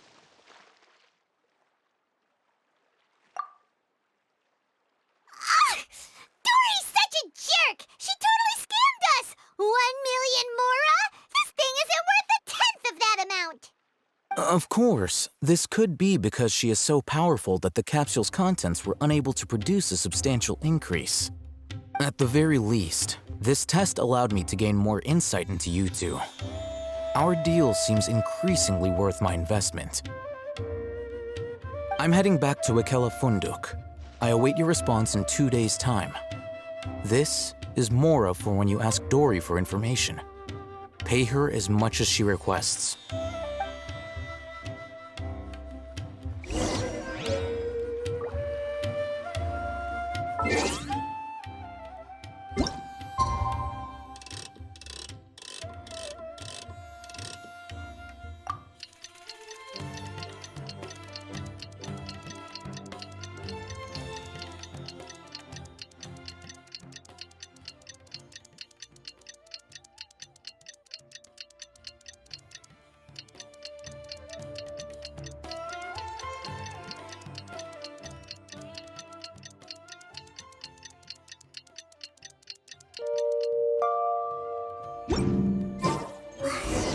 Let's see Dory today and ask her about where the Divine Knowledge Capsule is.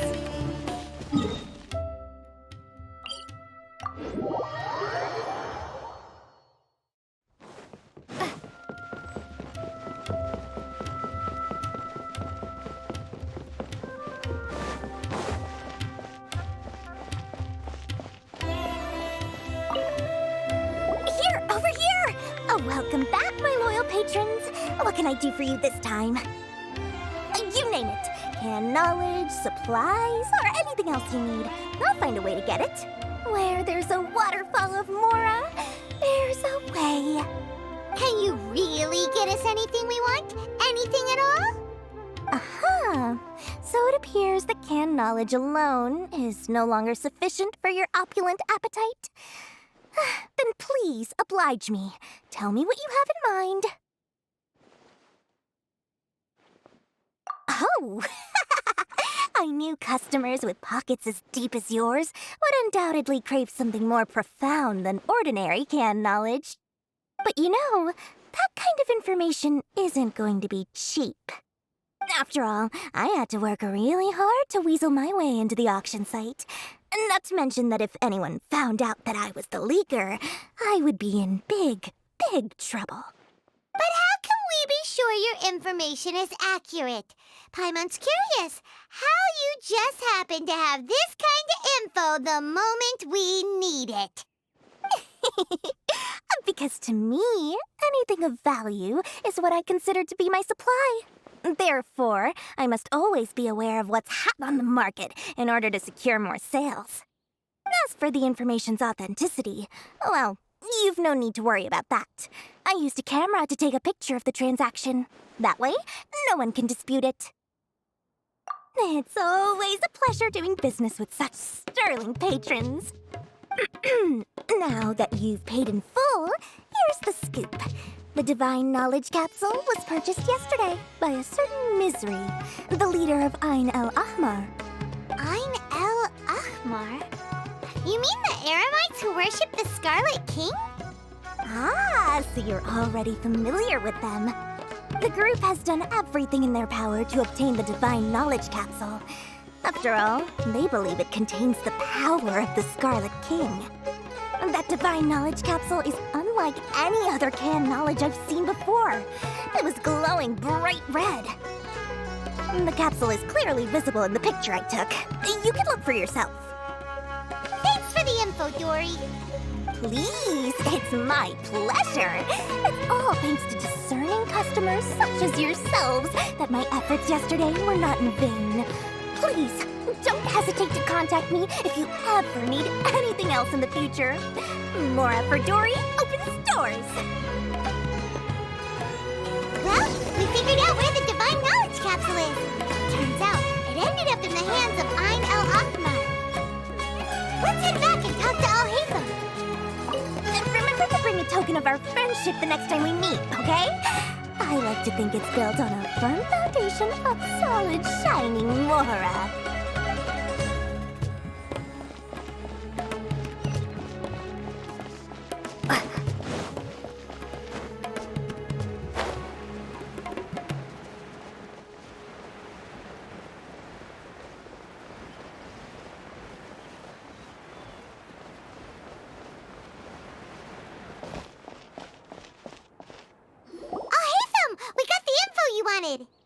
Really?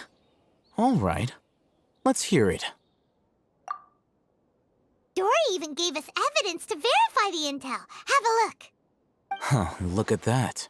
Clear as day. It must have taken some guts just to infiltrate the scene of the Eremites' transaction. But then to get close enough to take a picture like this. Bold move, Dory. Very bold move. All right. The person in this picture is indeed Misery, the leader of Ain el-Ahmar. And the glowing red capsule he's holding appears to be the Divine Knowledge Capsule. In which case, if we play our cards right, when we confront them next week, we should be able to force them to show their hand. At first, Paimon didn't get why you were provoking these Ain el-Ahmar guys. But now, it sort of makes sense. Everything's playing right into your hands. After we defeat them, we can finally have a serious talk with their boss and get them to lend us the Divine Knowledge Capsule. Thank you for your time and efforts. Take a few days off while I make some preparations. Let's meet up again on the afternoon of the arranged date, 3 o'clock sharp. See you then.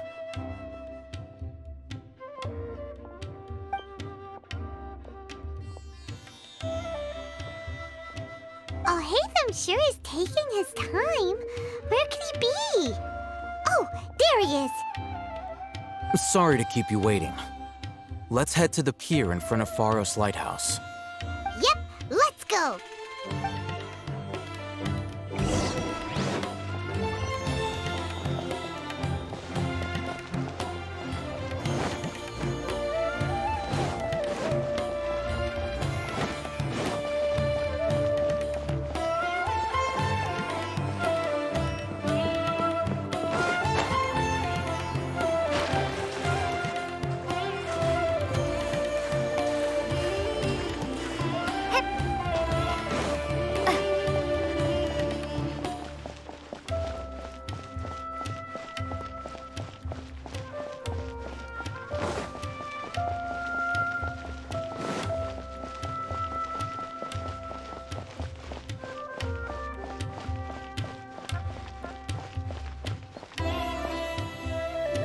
Al-Haytham.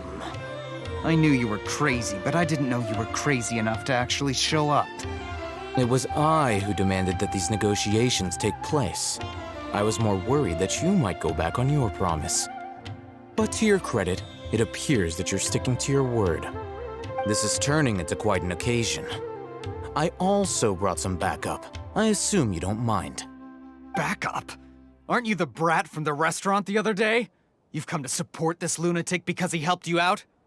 Fine, your funeral. I'm not going to mince my words. Once we're done with you, you'll be nothing more than fish food. Get 'em, boys! Uh-oh, here they come. Good luck, you two. Emerge. Right now. Right here. Spring forth! Where do you think you're... Ha! Following orders. Ha! Let's nip that in the bud.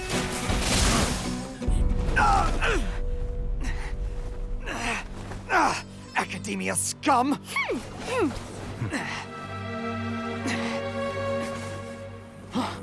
Boss! Finally! Did you use it? Great! Now we can...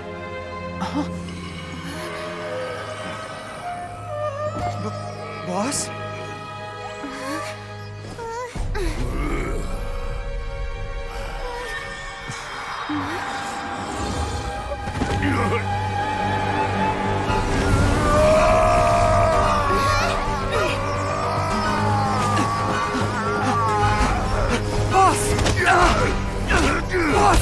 What's wrong? What happened to him? We have to cut his Akasha connection, now.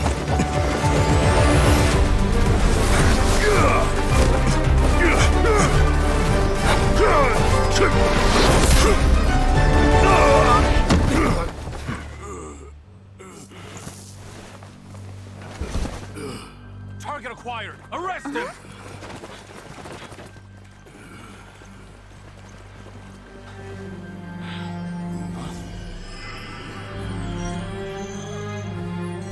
Do not impede our work. Is that understood, Al-Haytham? Of course. I was only trying to help. Take him away!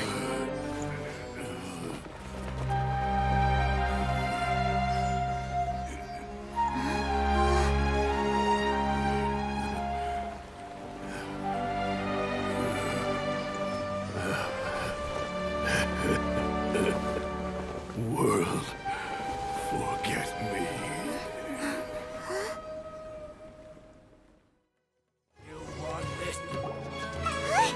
What in Tibet just happened?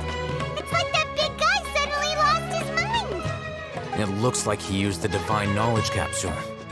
You mean the Divine Knowledge Capsule did that to him? Oh, yeah. You mean how some researchers go insane after getting knowledge from Irminsul? I've heard of numerous incidents of researchers in Satyavada life going insane. The state that man is now in suggests that this is a similar situation. This Divine Knowledge Capsule does appear to be linked to the gods, but beyond that, it doesn't seem anything like the rumors suggest. Possessing it doesn't grant you divine wisdom or power. Did you hear what he said? World, forget me. What could that possibly mean? If the mantra took him away, then that means the Academia got the Divine Knowledge Capsule back, too. What a shame. We were so close. Still, Paimon didn't expect the Divine Knowledge Capsule would be so dangerous. Imagine if we tried to open it. Oh, who knows what would have happened to us? As things stand, there is no reason for me to remain in Port Ormos. I believe our collaboration has also reached its end. Oh, we were so busy trying to find the Divine Knowledge Capsule that Paimon forgot to ask you something. Since you're a member of the Academia, do you have any idea how we can go about meeting Lesser Lord Kusanali? Truthfully, I don't. Lesser Lord Kusanali appears to exist outside of Sumeru's entire administration. Most of the time, you wouldn't know she exists at all. Moreover, since the Academia possesses the Akasha, a symbol of our deity's wisdom, scholars have no reason to desire to make contact with the deity herself anyway. Everything about Lesser Lord Kusanali is such a mystery. I'm heading back to the Academia. How about you two? It's almost the day of the Sub-Zero's festival. Maybe we should head back too. We've been rushed off our feet over the past few days, so maybe a little rest and relaxation will do us good. Then we'll part ways here, Al-Haytham. Until we meet again.